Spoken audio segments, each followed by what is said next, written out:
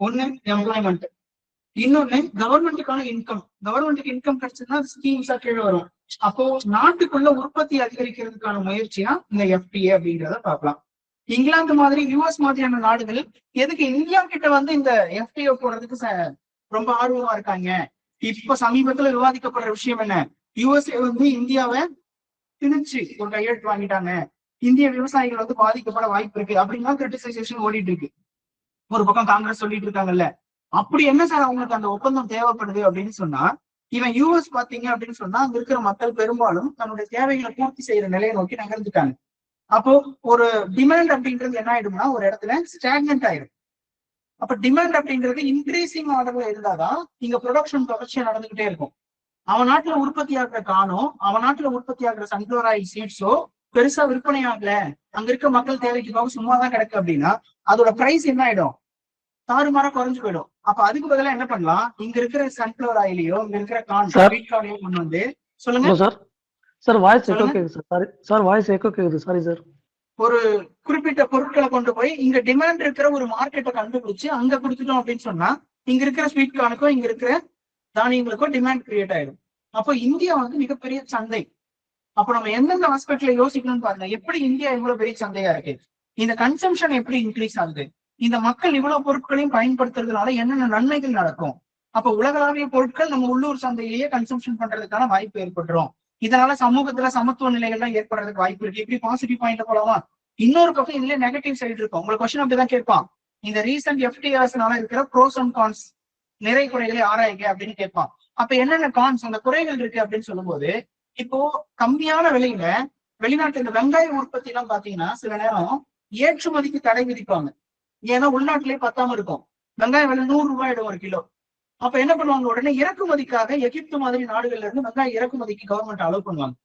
எகிப்துல உற்பத்தியான வெங்காயம் இந்திய சந்தைக்குள்ள வந்துருச்சுன்னா, ஒரு 2 கப்பல் வந்து சேர்ந்துருச்சுன்னா 100 ரூபாய் இருந்த வெங்காயம் மலை 50 ரூபாயா குறைஞ்சிரும்.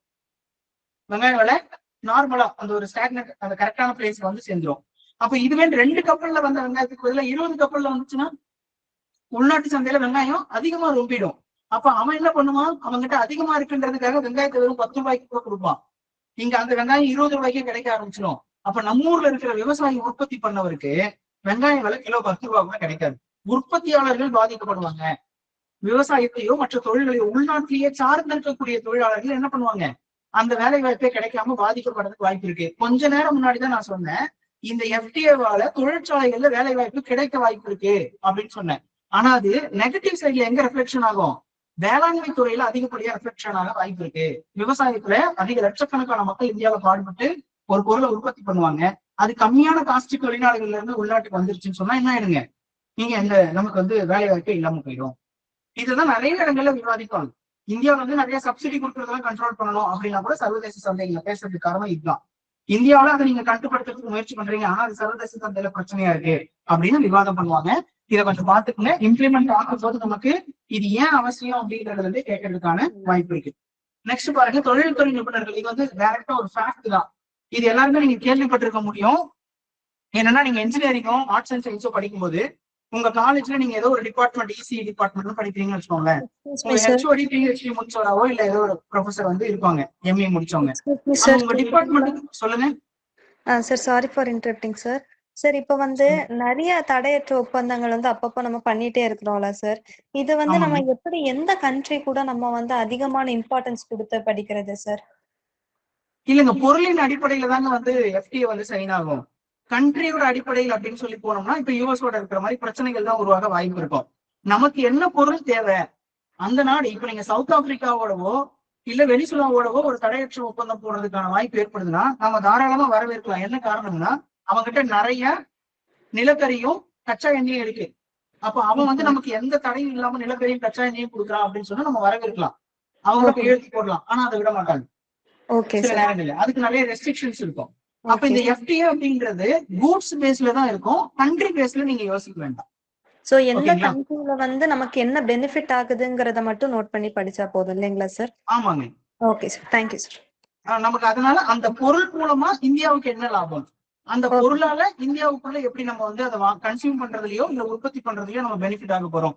அது நீங்க இன்னொரு பாயிண்ட் கூட எடுத்து பார்க்கலாம். யூஎஸ் வந்து சமீபத்துல யூஎஸ் என்ன பண்ணிட்டான், பங்களாதேஷோட ஒரு முக்கியமான ஒப்பந்தம் சைன் பண்றான். அங்க என்ன பண்ணிட்டான், 0% டாக்ஸ் அப்படின்னு ஒண்ணு இப்ப நீங்க வெளியே குற்றச்சாட்டு வைக்கிறாங்க. பங்களாதேஷுக்கு 0% டாக்ஸ், ஆனா இந்தியாவுக்கு யூஎஸ் வந்து 18% டாக்ஸ் போடுறான் அப்படின்னு சொல்லி ஒரு குற்றச்சாட்டு இருக்கு. எல்லாரும் கேள்விப்பட்டிருப்பீங்கன்னு நினைக்கிறேன். பாருங்க, இதுல இருக்க உண்மையான விஷயம் என்ன தெரியுங்களா? இங்க பங்களாதேஷ் அதிகப்படியா டெக்ஸ்டைல் உற்பத்தி பண்ற நாடுதான். ஆனா யூஎஸ் அதுல ஒரு முக்கியமான கண்டிஷன் வச்சுட்டா, யூஎஸ்ஏல இருந்தே நூல் வாங்கி த்ரெட் அங்கிருந்தே இறக்குமதி பண்ணி அந்த நூல்ல இருந்து மெட்டீரியல் மேக் பண்ணி அதை தச்சு நீங்க யூஎஸ்க்கு ஏற்றுமதி பண்றதா இருந்தா 0% டாக்ஸ். இப்ப நீங்க உங்க ஊர்ல பங்களாதேஷ்லயே பருத்தி விளையும், அந்த பருத்தில இருந்து நூல் எடுத்து அந்த நூல்ல ட்ரெஸ் கிளாத் எடுத்து அதை கட் பண்ணி தச்சு நீங்க யூஎஸ்க்கு ஏற்றுமதி பண்றீங்கன்னா பங்களாதேஷுக்கும் 25% டாக்ஸ் இருக்கு. ஆனா நம்ம வெளியே விவாதித்து போடுறது என்ன சொல்றாங்க, பங்களாதேஷுக்கு 0, இந்தியாவுக்கு 18 சொல்றாங்க. அவன் என்ன சொல்லிட்டான் தெளிவா, நீ என்கிட்ட இருந்தே குட்ஸ் வாங்கி அந்த பொருளையே நீ எனக்கு ஏற்றுமதி பண்றேன்னா உனக்கு டாக்ஸே கிடையாது. உன் ஊர்ல இருந்து எவ்வளவு பொருளை வேணா நான் இறக்குமதி பண்ணிக்கிறேன். இது எவ்வளவு பெரிய நயவஞ்சகம் தெரியுங்களா? நம்ம ஊர்ல இருக்கிற எந்த விவசாய பொருளையும் பயன்படுத்தாம, விவசாயிகளுக்கு எந்த வேலை வாய்ப்பும் இல்லாம நீ நேரம் நூல் கொடுப்ப, நான் அதை நெஞ்சு துணியை மாத்தி என்ன பண்ணணும், உனக்கு தச்சு மட்டும் கொடுப்பேன், நீ வாங்கி போட்டுட்டு என்கிட்ட காமிச்சிட்டு இருப்பியா? அப்ப இதனால இந்தியாவுக்குள்ள என்ன பெனிஃபிட் இருக்கும்? தைக்கிறவங்களுக்கு வேலை கிடைக்கும், ஓகே. விவசாயம் பண்ற மக்களுக்கு அப்போ இங்க இருக்க கூட்ஸ் எப்படி பயன்படுத்த போறோம் அப்படின்றத வச்சு என்ன பண்ணிக்கோங்க, இந்த ஃப்ரீ ட்ரேட் அக்ரிமெண்ட்ஸை நல்லா புரிஞ்சுக்கோங்க. அப்படிதான் ப்ரோஸ் அண்ட் கான்ஸும் கேட்கறதுக்கு வாய்ப்பு இருக்கும். சரிங்களா? இப்ப இந்த நியூஸ் வந்திருக்கு, தொழில்துறை நிபுணர்கள் பேராசிரியர்களாக நியமனம் அப்படிங்கிற இந்த நியூஸ்ல தமிழ்நாடு முதலிடத்துல இருக்கு. இப்ப நான் அதான் ஆரம்பிச்சேன். ஒரு டிபார்ட்மெண்ட்ல நீங்க இருக்கீங்க, இசிஇ படிச்சவங்க டிபார்ட்மெண்ட்ல எம்இ முடிச்சவங்க, பிஹெச்டி ப்ரொஃபசர்ஸா ஹெச்ஓடியா இருப்பாங்க. அப்ப என்ன பண்றாங்க, யாரோ ஒருத்தர் ஜோகோல இருந்தோ இல்ல டிசிஎஸ்ல இருந்தோ ஏதோ ஒரு எலக்ட்ரானிக் கம்பெனி எதுவும் வேணா இருக்க கோர் கம்பெனி அங்கிருந்து ஒருத்தரை கூப்பிட்டு வந்து உங்க டிபார்ட்மெண்டோட அட்வைசர் இல்ல ஒரு அசிஸ்டன்ட் ப்ரொஃபசர் அப்படின்னு ஒருத்தரை போட்டு நீங்க இந்த கோர்ஸ் எல்லாம் படிங்க, இந்த டெக்னாலஜி நல்லா படிச்சுட்டு போங்க, வெளியே போன உடனே அந்த கோர் கம்பெனில உங்களுக்கு வேலை இருக்கு அப்படின்னு அந்த டிபார்ட்மெண்ட்டுக்குள்ள கைட் பண்றதுக்கான ஒரு ஃபார்மேட்டை கிரியேட் பண்ணுங்க அப்படிங்கறத என்ன பண்றாங்க, காலேஜஸ்க்கு இன்ஸ்ட்ரக்ஷன் கொடுக்குறாங்க, சென்ட்ரல் கவர்மெண்ட்ல இருந்து ஸ்டேட் கவர்மெண்ட்ஸ்க்கு. அப்படி சொன்னதை ஏத்துக்கிட்டு கல்லூரிகள்ல என்ன பண்றாங்க, துறை சார்ந்த நிபுணர்கள், அதான் இங்க சொல்றாங்க, தொழில்துறை நிபுணர்கள் பேராசிரியர்களாக நியமிக்கப்பட்டதில் எந்த மாநிலம் முதலிடத்துல இருக்கு, தமிழகம் தான் முதலிடத்துல இருக்கு அப்படின்னு சொல்றாங்க. தமிழ்நாட்டில் 395 தொழில்துறை நிபுணர்கள் பேராசிரியர்களாக நியமிக்கப்பட்டுள்ளனர். இதை தொடர்ந்து 2வது பிளேஸ்ல மகாராஷ்டிராவும் குஜராத்ல 179ஓட 3வது இடத்துல இருக்காங்க. ஃபர்ஸ்ட் செகண்ட் தேர்ட் மட்டும் பாத்துக்கோங்க. ஏன்னா இந்த தமிழ்நாடு எஜுகேஷன் பாயிண்ட் ஆஃப் வியூல ஆரம்ப பள்ளியா இருக்கட்டும் உயர்நிலை பள்ளியா இருக்கட்டும் எல்லாத்துலயுமே தமிழ்நாடு நல்ல பர்ஃபார்மிங் ஸ்டேட் அப்படின்னு படிக்கிறோம். அதுல இது ஒரு ஆட் ஆன், அவ்வளவுதான். எவ்வாறு தமிழகம் இந்தியாவிலேயே சிறந்த கல்வித்துறை கட்டமைப்பு கொண்டுள்ளது, how India is a pioneer state in the infrastructure developing in the education setup அப்படின்னு கேட்க ஒரு மெயின்ஸ் கொஸ்டின் கேட்கலாம்னு வச்சுக்கோங்க. அங்கெல்லாம் இது போட்டு விட்டுருவோம். நாங்க எங்க ஊர்ல இருக்க காலேஜஸ்ல ஸ்பெஷலிஸ்ட கூப்பிட்டு வந்து ப்ரொஃபஸர் அப்பாயின்ட் பண்றோம், அதுல நாங்க நேஷனல் லெவல்ல ஃபர்ஸ்ட்ல இருக்கோம் அப்படின்ற பாயிண்ட போட்டு பாக்ஸ் கொடுத்தீங்கன்னா மெயின்ஸ் பாயிண்ட்ல உங்களுக்கு வந்து சூப்பரா மார்க் கிடைச்சிடும். ஓகே, நெக்ஸ்ட் பாருங்க. இலங்கை, இதுவும் வந்து ஒரு ஜெனரல் நியூஸ் தெரிஞ்சுக்கோங்க. இலங்கை தமிழர்களுக்கு குடியுரிமை நிரந்தர தீர்வு தேவை அப்படின்னு முதலமைச்சர் வந்து கடிதம் எழுதுறாரு. 1983ஆம் வருஷம் முதல் இலங்கையில் ஏற்பட்ட அந்த இன மோதல்கள், இனப்படுகொலைகள் அங்க நிறைய நடைபெற்றுச்சு. அங்க இருக்க சிங்களர்களுக்கும் தமிழர்களுக்கும், இலங்கை தமிழர்கள் அப்படின்னு சொல்ற மக்களுக்கும் நிறைய பிரச்சனை ஏற்பட்டுச்சு. அதனால மக்கள் இந்தியாவை நோக்கி, முக்கியமா தமிழகத்தை நோக்கி நிறைய பேர் வர ஆரம்பிச்சாங்க. அது நீங்க இப்ப சமீபத்துல ஒரு படம் கூட பாத்துக்கலாம், டூரிஸ்ட் ஃபேமிலி அப்படின்னு ஒரு படம். அவங்க அங்கிருந்து வந்ததுக்கு எந்த ப்ரூஃபுமே இல்லாம வந்து தமிழ்நாட்டுக்குள்ள இருப்பாங்க. அப்ப அது வந்து ஒரு இல்லீகல் மைக்ரன்ட். அந்த மாதிரி பிரச்சனை வந்துச்சுன்னா நிறைய சிக்கல் இருக்கு. அதெல்லாம் இங்கேயும் பேசியிருப்பாங்க. குடியுரிமை கொடுக்குறேன் அப்படிங்கிற விஷயத்துல வந்து நம்ம 2003ல 1987க்கு பிறகுலாம் எப்படி இந்தியர்கள் அல்லது இந்தியாவை சேர்ந்த ஒரு பெற்றோர் கட்டாயமா இருக்கணும் அப்படிங்கிற விதிகளை எல்லாம் நாம கொஞ்சம் கடுமையாக்கிட்டோம். அதனால வந்து இலங்கை தமிழர்களுக்கு நம்மளால குடியுரிமை கொடுக்க முடியல, நீங்க எப்படியாவது அவங்களுக்கு குடியுரிமை கொடுக்கறதுக்கான முயற்சி பண்ணுங்க அப்படின்னு சொல்றாங்க. இங்க இருக்க இலங்கை தமிழர்களுக்கு ரேஷன் கார்டு இருக்கான்னு கேட்டா இருக்கு. இங்க இருக்க இலங்கை தமிழ் அகதிகளுக்கு தமிழ்நாடு அரசின் திட்டத்தின் கீழ் வீடுகள் கட்டி கொடுக்கப்படுதானா? கட்டி கொடுக்கப்படுது. இங்க இருக்கிற தமிழ் மக்களுக்கு அடையாள அட்டைகள் வழங்கப்படுது இலங்கை தமிழ் மக்களுக்கு. ஆனா ஓட்டு போட முடியுமான்னு கேட்டா முடியாது. இங்கிருந்து வெளிநாட்டுக்கு போக முடியுமான்னு கேட்டா முடியாது. ஏன்னா பாஸ்போர்ட் கொடுக்கறதுக்கு அவங்க இந்திய குடிமகனா இருக்கணும். இங்க இருக்கிற இலங்கை தமிழ் அகதிகள் போயிட்டு இலங்கையில தான் பாஸ்போர்ட் வாங்கிட்டு என்ன பண்ண முடியும், வெளிநாட்டுக்கு போறதா போக முடியும். தமிழ்நாட்டுக்குள்ள கிட்டத்தட்ட 85,000க்கும் மேற்பட்ட, இங்க இருக்கு 89,000க்கும் மேற்பட்ட இலங்கை தமிழ் அகதிகள் இங்க வாழ்ந்துட்டு இருக்கிறாங்க அப்படின்னு சொல்றாங்க. அப்ப அவங்களுக்கு ஒரு குடியுரிமை கொடுக்கறது மூலமா நம்ம என்ன பண்ணலாம், இது நல்ல முறையில அவங்கள இங்க வாழ வைக்க முடியும் அப்படின்னு தமிழ்நாடு முதலமைச்சர் கேட்கறாங்க. ஆனா அதுக்கு என்னென்ன பிரச்சனைகள் இருக்கு அப்படின்னு சொன்னீங்கன்னா 1965 சாஸ்திரி அப்படின்னு நமக்கு ஒரு பிரதமர் இருந்தார். சாஸ்திரி ஸ்ரீமாவோ பண்டாரநாயக்கா அப்படின்னு ஒரு அதிபர். பண்டாரநாயக்கா லேடி, அவங்க பண்டாரநாயக்கா ஸ்ரீலங்காவோட அதிபரா இருந்தாங்க. இந்த சாஸ்திரி பிரதமரா இருந்திருப்பார். இந்த சாஸ்திரி ஸ்ரீமாவோ பண்டாரநாயக்கா அக்ரிமெண்ட்லயும், அதுக்கப்புறம் இந்திரா காந்தி ஸ்ரீமாவோ பண்டாரநாயகா இந்த அக்ரிமெண்ட் 1974 இந்த 2 அக்ரிமெண்ட்லயும் என்ன பேசியிருக்காங்க வரலாற்று ரீதியில, இலங்கையில் இருக்கிற தமிழ் மக்களுக்கு அங்கேயே குடியமற்றம், அங்கேயே தேவையான அடிப்படை வசதிகளை செஞ்சு கொடுக்கறதுக்கு இந்தியா உதவும் அப்படின்னு தான் நம்ம அக்ரிமெண்ட் போட்டிருக்கோம். அந்த மக்களுக்கு இங்க குடியுரிமை கொடுக்கறத பத்தி நம்ம பேசவே இல்லை அப்படின்ற இந்த சர்வதேச ஒப்பந்தம் 2 நாட்டு தலைவர்கள் சேர்ந்து கையெழுத்து போடுறாங்கன்னா அது இன்டர்நேஷனல் ஃபேக்டா மாறிடும். அப்போ இது ஒரு சர்வதேச ஒப்பந்தம். இந்த குடியுரிமை கொடுக்கறது எல்லாத்தையும் வேற வகையில அணுகுது. சோ நம்ம வந்து கொடுக்கறது கஷ்டம் அப்படின்னு சென்ட்ரல் கவர்மெண்ட் இதுல வந்து முட்டுக்கட்டை போட்டுக்கிட்டே இருக்கிறாங்க. அததான் முதலமைச்சர் என்ன சொல்றாருங்க, நமக்கு நிறைய ப்ரொவிஷன்ஸ் நம்ம ஆட் பண்ணிட்டு இருக்கிறோம், ரிமூவ் பண்ணிட்டு இருக்கிறோம், அதெல்லாம் கொஞ்சம் கருணை அடிப்படையிலாச்சும் இந்த 80 மனிதாபிமான அடிப்படையில சொல்றாங்க பாருங்க. தமிழ்நாடு அரசால் வந்து கொடுக்கப்படுற சில திட்டங்களோட சேர்த்து குடியுரிமையும் கொடுத்தீங்கன்னா நல்லா இருக்கும் அப்படின்னு கேட்கிறாங்க. ஓகேவா? இந்த 2 அக்ரிமெண்ட் மட்டும் கொஞ்சம் நல்லா பாத்துக்குங்க. Shastri Sirimavo Bandaranaike and Indira Sirimavo Bandaranaike agreements, 2 agreement அடிப்படையில அவங்களுக்கு கொடுக்க வேண்டாம், இல்ல அவங்களுக்கு அங்கேயே தேவையான அடிப்படை வசதிகளை செஞ்சு கொடுப்போம் அப்படின்னு இந்திய அரசு இலங்கை அரசோட போட்ட ஒப்பந்தத்தை இங்க மேற்கோள் காமிச்சு பேசுவாங்க. நமக்கு நியூஸ்ல அந்த அக்ரிமெண்ட்ஸ் இல்ல, ஜஸ்ட் நீங்க தெரிஞ்சு வச்சுக்கோங்க. அடுத்து இது வந்து பொருளாதார ஆய்வறிக்கை. நான் சொல்லுங்க சார். Doubt sir. சார் இந்த எஃப்டிஏ எப்ப சார் சைன் பண்ணாங்க? யாரோடனே? அந்த இங்கிலாந்து அண்ட் இந்தியா எஃப்டிஏ அது எப்போ சைன் ஆச்சு? சைன் பண்ணி அக்ரிமெண்ட் சைன் பண்ணி 3 months ஆகுது. அந்த exact date sir? Implementation April மாசத்துல இருந்து வரப்போகுதுன்னு சொல்லிருப்பாங்க. அப்ப ஸ்டார்ட் பண்ணது வந்து ஜனவரி and implement is on April.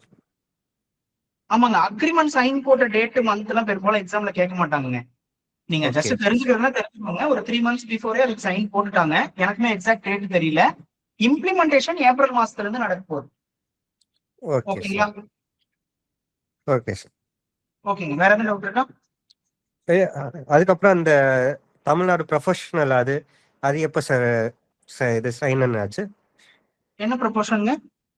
Tamil Nadu ப்ரொஃபஷனலா இருக்கவங்கள ப்ரொஃபஸரா இது பண்ற ஸ்கீம் அது என்னைக்கு சார்? எந்த டேட்டா? அது டேட் எல்லாம் கிடையாதுங்க. அது ஒரு ப்ரோக்ராம் இம்ப்ளிமெண்ட் பண்ணுங்கன்னு சென்ட்ரல் கவர்மெண்ட் நமக்கு டைரக்ஷன் கொடுத்திருப்பான். அது இத்தனை வருஷமா நம்ம பண்ணி இருக்கிறதோட கன்சல்டேஷன் ரிசல்ட். ஓகே ஓகேங்களா? இப்ப ரீசன்ட் கொஸ்டின் பேப்பர்ஸ் கொஞ்சம் எடுத்து பாருங்க. ப்ரீவியஸ் இயர் கொஸ்டின் அப்படின்னு சொல்லுவோம், டிஎன்பிசியோட கொஸ்டின் பேப்பர்ஸ். கொஞ்சம் ஸ்கீம் தொடங்குறாங்க அப்படின்னா ஸ்டேட் கவர்மெண்டோட பிளாக்ஷிப் ஸ்கீம்ஸ் சொல்லுவாங்க.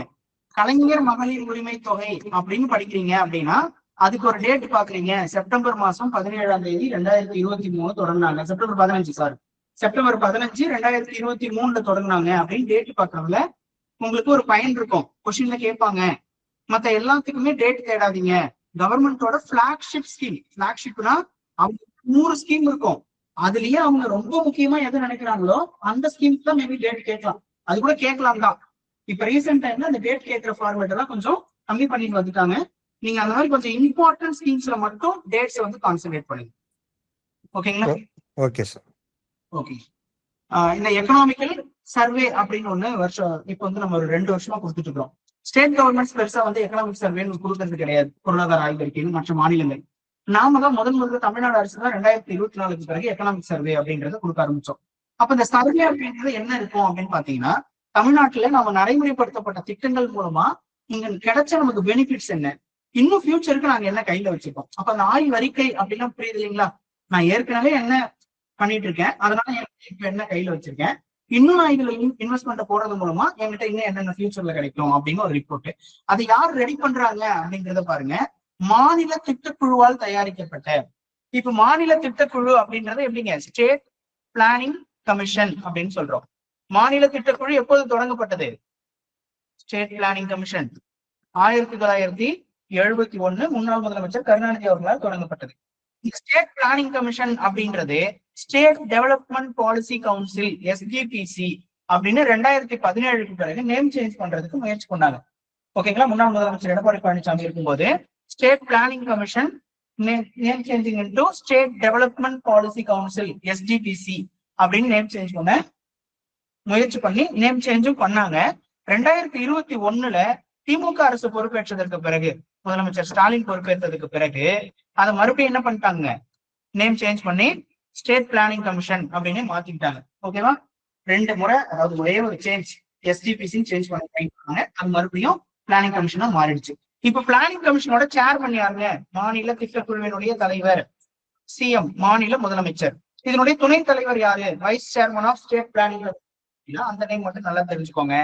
ஜெயரஞ்சன் அப்படின்னு ஒருத்தர் இப்ப அதனுடைய துணைத் தலைவரா இருக்காரு. அவர் தான் இந்த ரிப்போர்ட்டை கொண்டு வந்து என்ன பண்ணுவாருங்க, ரெடி பண்ணி கொண்டு வந்து முதலமைச்சர் கிட்ட கொடுப்பாங்க. அதை சட்டப்பேரவையில அதை வெளியிடுவாங்க. என்னென்னலாம் நடந்திருக்கு, பொருளாதார ஆய்வறிக்கையில் கூறப்பட்ட தனிநபர் வருமானம் ரொம்ப முக்கியம். TNPSC 2021-22 நடந்த பிலிம்ஸ் எல்லாம் இது மாதிரி கேட்டுருக்காங்க. தமிழ்நாட்டின் தனிநபர் வருமானம் அப்படின்றத இந்த ஸ்டேட்மெண்டாவோ டைரக்டாவோ கேட்கறதுக்கு வாய்ப்பு இருக்கு. இது நாட்டின் சராசரி அப்படின்னு சொல்றது பாருங்க. தேசிய சராசரி அப்படின்றது 1.77 லேக் இந்தியர்கள் ஒட்டுமொத்தமா வருஷத்துக்கு சம்பாதிக்கிற தனிநபர் வருமானம் 1,77,000 இருக்கு. ஆனா தமிழ்நாட்டு மக்கள் சம்பாதிக்கிறது எவ்வளவா இருக்கு? 3,62,000 இருக்கு அப்படின்னு பொருளாதார ஆய்வறிக்கையில சொல்றாங்க. 100% எங்கேயாவது கொஸ்டின் இருக்கலாம், நல்லா பாத்துக்கோங்க. உற்பத்தி தொழில்துறை 14.74% வளர்ச்சியை பதிவு செய்துள்ளது. இண்டஸ்ட்ரீஸ் சொல்றோம் இல்லைங்களா, ப்ரொடக்ஷன் அண்ட் இண்டஸ்ட்ரியல் செக்டார் 14.74. இது தேசிய சராசரியான 4.5%-ஐ விட 3 மடங்கு அதிகம். நேஷனல் ஆவரேஜ் 4.5 இருக்கிற இண்டஸ்ட்ரியல் ப்ரொடக்ஷன் செக்டரோட growthல நேஷனல் ஆவரேஜை விட 3 டைம்ஸ் ஹையரான இருக்கு தமிழ்நாட்டோட growth ரேட் இருக்கு அப்படின்னு சொல்றாங்க. நாட்டின் மொத்த உற்பத்தி தொழில் வேலை வாய்ப்பில் 15% பங்களிப்பை வழங்கி அனைத்து மாநிலங்களிலும் தமிழகம் முதலிடத்தில் உள்ளது. கல்வி, ஆரோக்கியம், சமூக நலத்திட்டங்களுக்காக 1.57 செலவிடப்படுகின்றது. இந்த செலவிடப்படுற தொகைதான் சும்மா பாத்துக்கோங்க, எல்லா அமௌண்ட் எல்லாம் கேட்க மாட்டாங்க. தொழிலாளர் பங்கேற்பு 72.1% உயர்ந்திருக்கும் நிலையில் வேலையின்மை 3.5% குறைந்துள்ளது. இது இம்பார்ட்டன்ட் ஃபேக்ட். இது கொஸ்டின் கேட்கறதுக்கு வாய்ப்பு இருக்கு. தமிழ்நாட்டில் வேலையின்மை விகிதம், அன்எம்ப்ளாய்மெண்ட் ரேட் இன் தமிழ்நாடு அப்படின்னா எத்தனை பர்சன்டேஜ்ங்க? 3.5%. எவ்வளவு பர்சன்டேஜ் வந்து எம்ப்ளாய்மெண்ட்ல கான்ட்ரிபியூஷன் பண்ணிட்டு இருக்காங்களா? 72.1% வந்து கான்ட்ரிபியூஷன் இருக்கு. அப்போ உங்களுக்கு ஒரு டவுட் வரலாம், இந்த 72 பேர் வேலைக்கு போவாங்கன்னு சொல்றாங்க, 3 பேருக்கு வேலை இல்லைன்றாங்க, மிச்சம் இருக்கிற 25 பேர் என்ன சார் பண்ணுவான்? அவன் டிரான்சிஷன், ஒரு வேலை விட்டு இன்னொரு வேலைக்கு அடிக்கடி மாறிட்டே இருக்கிறவங்க இருப்பான். அவனை வந்து என்ன பண்ண மாட்டாங்க, இந்த இடத்துல கொஞ்சம் டேட்டாவா எக்ஸாக்ட் நம்பருக்குள்ள வைக்க மாட்டாங்க. இவ கொஞ்சம் எப்பவுமே ஷிஃப்ட் நடந்துகிட்டே இருக்கும்ல, 2 வருஷத்துக்கு ஒரு முறை மாறதுக்கு அந்த நம்பர் வந்துரும்ல. கான்ட்ரிபியூஷன் ஓவரால் பர்செப்ஷன் மட்டும் தான் பாக்குறாங்க. யார் வேலை செய்ய விருப்பம் உள்ள 100 பேரில் எவ்வளவு பேர் வேலை பார்க்கறான்? 72 பேருக்கு கட்டாயமா வேலை கிடைச்சிருது. 25 பேர் வேலைக்கே போக ஐடியாவில் இல்ல. சிலர் ஹவுஸ் மேக்கிங் தான் சொல்லிக்கிறாங்கல்ல, அவங்களுக்கு எனக்கு எந்த வேலைக்கு போக விருப்பம் இல்லைங்க. அப்ப அவங்க இந்த நம்பருக்குள்ள தானே இருப்பாங்க, 100க்குள்ள. அந்த மாதிரி இருக்கிறவங்களும் அந்த 25 பேருக்குள்ள வந்துருவாங்க. அப்ப நான் வேலைக்கு போக விருப்பங்க, ஆனா எனக்கு வேலை கிடைக்கல. எவ்வளவு பர்சன்டேஜ்? 3.5% இருக்கு அப்படின்னு சொல்றோம். சார் அப்ப நாங்க TNPSC 15 லட்சம் பேர் அப்ளை பண்றோம், இவ்வளவு பேர் வேலை இல்லாம இருக்கிறாங்க அப்படின்னு சொல்லி பாத்தீங்கன்னா அது வேற கான்செப்ட். இப்ப TNPSC படிக்கிறவங்கல 90%க்கும் மேற்பட்டு எனக்கு தெரிஞ்சு வேற ஏதோ ஒரு வேலை பார்த்துக்கிட்டு இதையும் சேர்த்து படிக்கிறோம். ஃபுல் ஃபிளட்ஜ்ல TNPSCன்னு படிக்கிறவங்க தமிழ்நாடு முழுக்க மிஞ்சி போனா 1 லட்சம் பேர் இருக்கலாம், இல்ல 2 லட்சம் பேர் இருக்கலாம். அப்ப அந்த 2 லட்சம் பேர் இந்த 3.5க்குள்ள வந்துருவாங்க, வேலை வாய்ப்புக்குள்ள இல்லாதவங்க அப்படின்னு சொல்றது. ஏன்னா ஒட்டுமொத்த மாநிலத்தையும் கணக்கு பண்ணோம்ல, 1 கோடி பேர்ல 3.5 லட்சம் பேர் அப்படின்றது 3.5%. அப்ப தமிழ்நாட்டுல 8-9 கோடி பேர் பாப்புலேஷன். அப்ப 3.5% அப்படின்னு எடுத்தீங்கன்னா கிட்டத்தட்ட 25 லட்சம் பேருக்கு பண்ணுவோம். அப்ப TNPSC படிக்கிறவங்க கணக்குல வந்துருவானா? உனக்கு என்ன வேலை பிடிச்சிருக்கு, நான் கலெக்டரா தான் ஆவேன் அப்படின்றது அன்எம்ப்ளாய்மெண்ட்டுக்குள்ள வராது. நான் இப்ப ஏதோ ஒரு கம்பெனில 25,000 ரூபாய்க்கு வேலை பார்க்கிறேன், ஆனா கலெக்டர் ஆகுன்றது என் கனவு. அது வேற, இது வேற. புரியுதுங்களா? அப்ப அந்த அன்எம்ப்ளாய்மெண்ட் ரேட் அப்படின்றது தமிழ்நாட்டுல 3.5% இருக்கு. இதெல்லாம் ஸ்டேட்மெண்ட் கொஸ்டினா இருக்கலாம், பாத்துக்கங்க.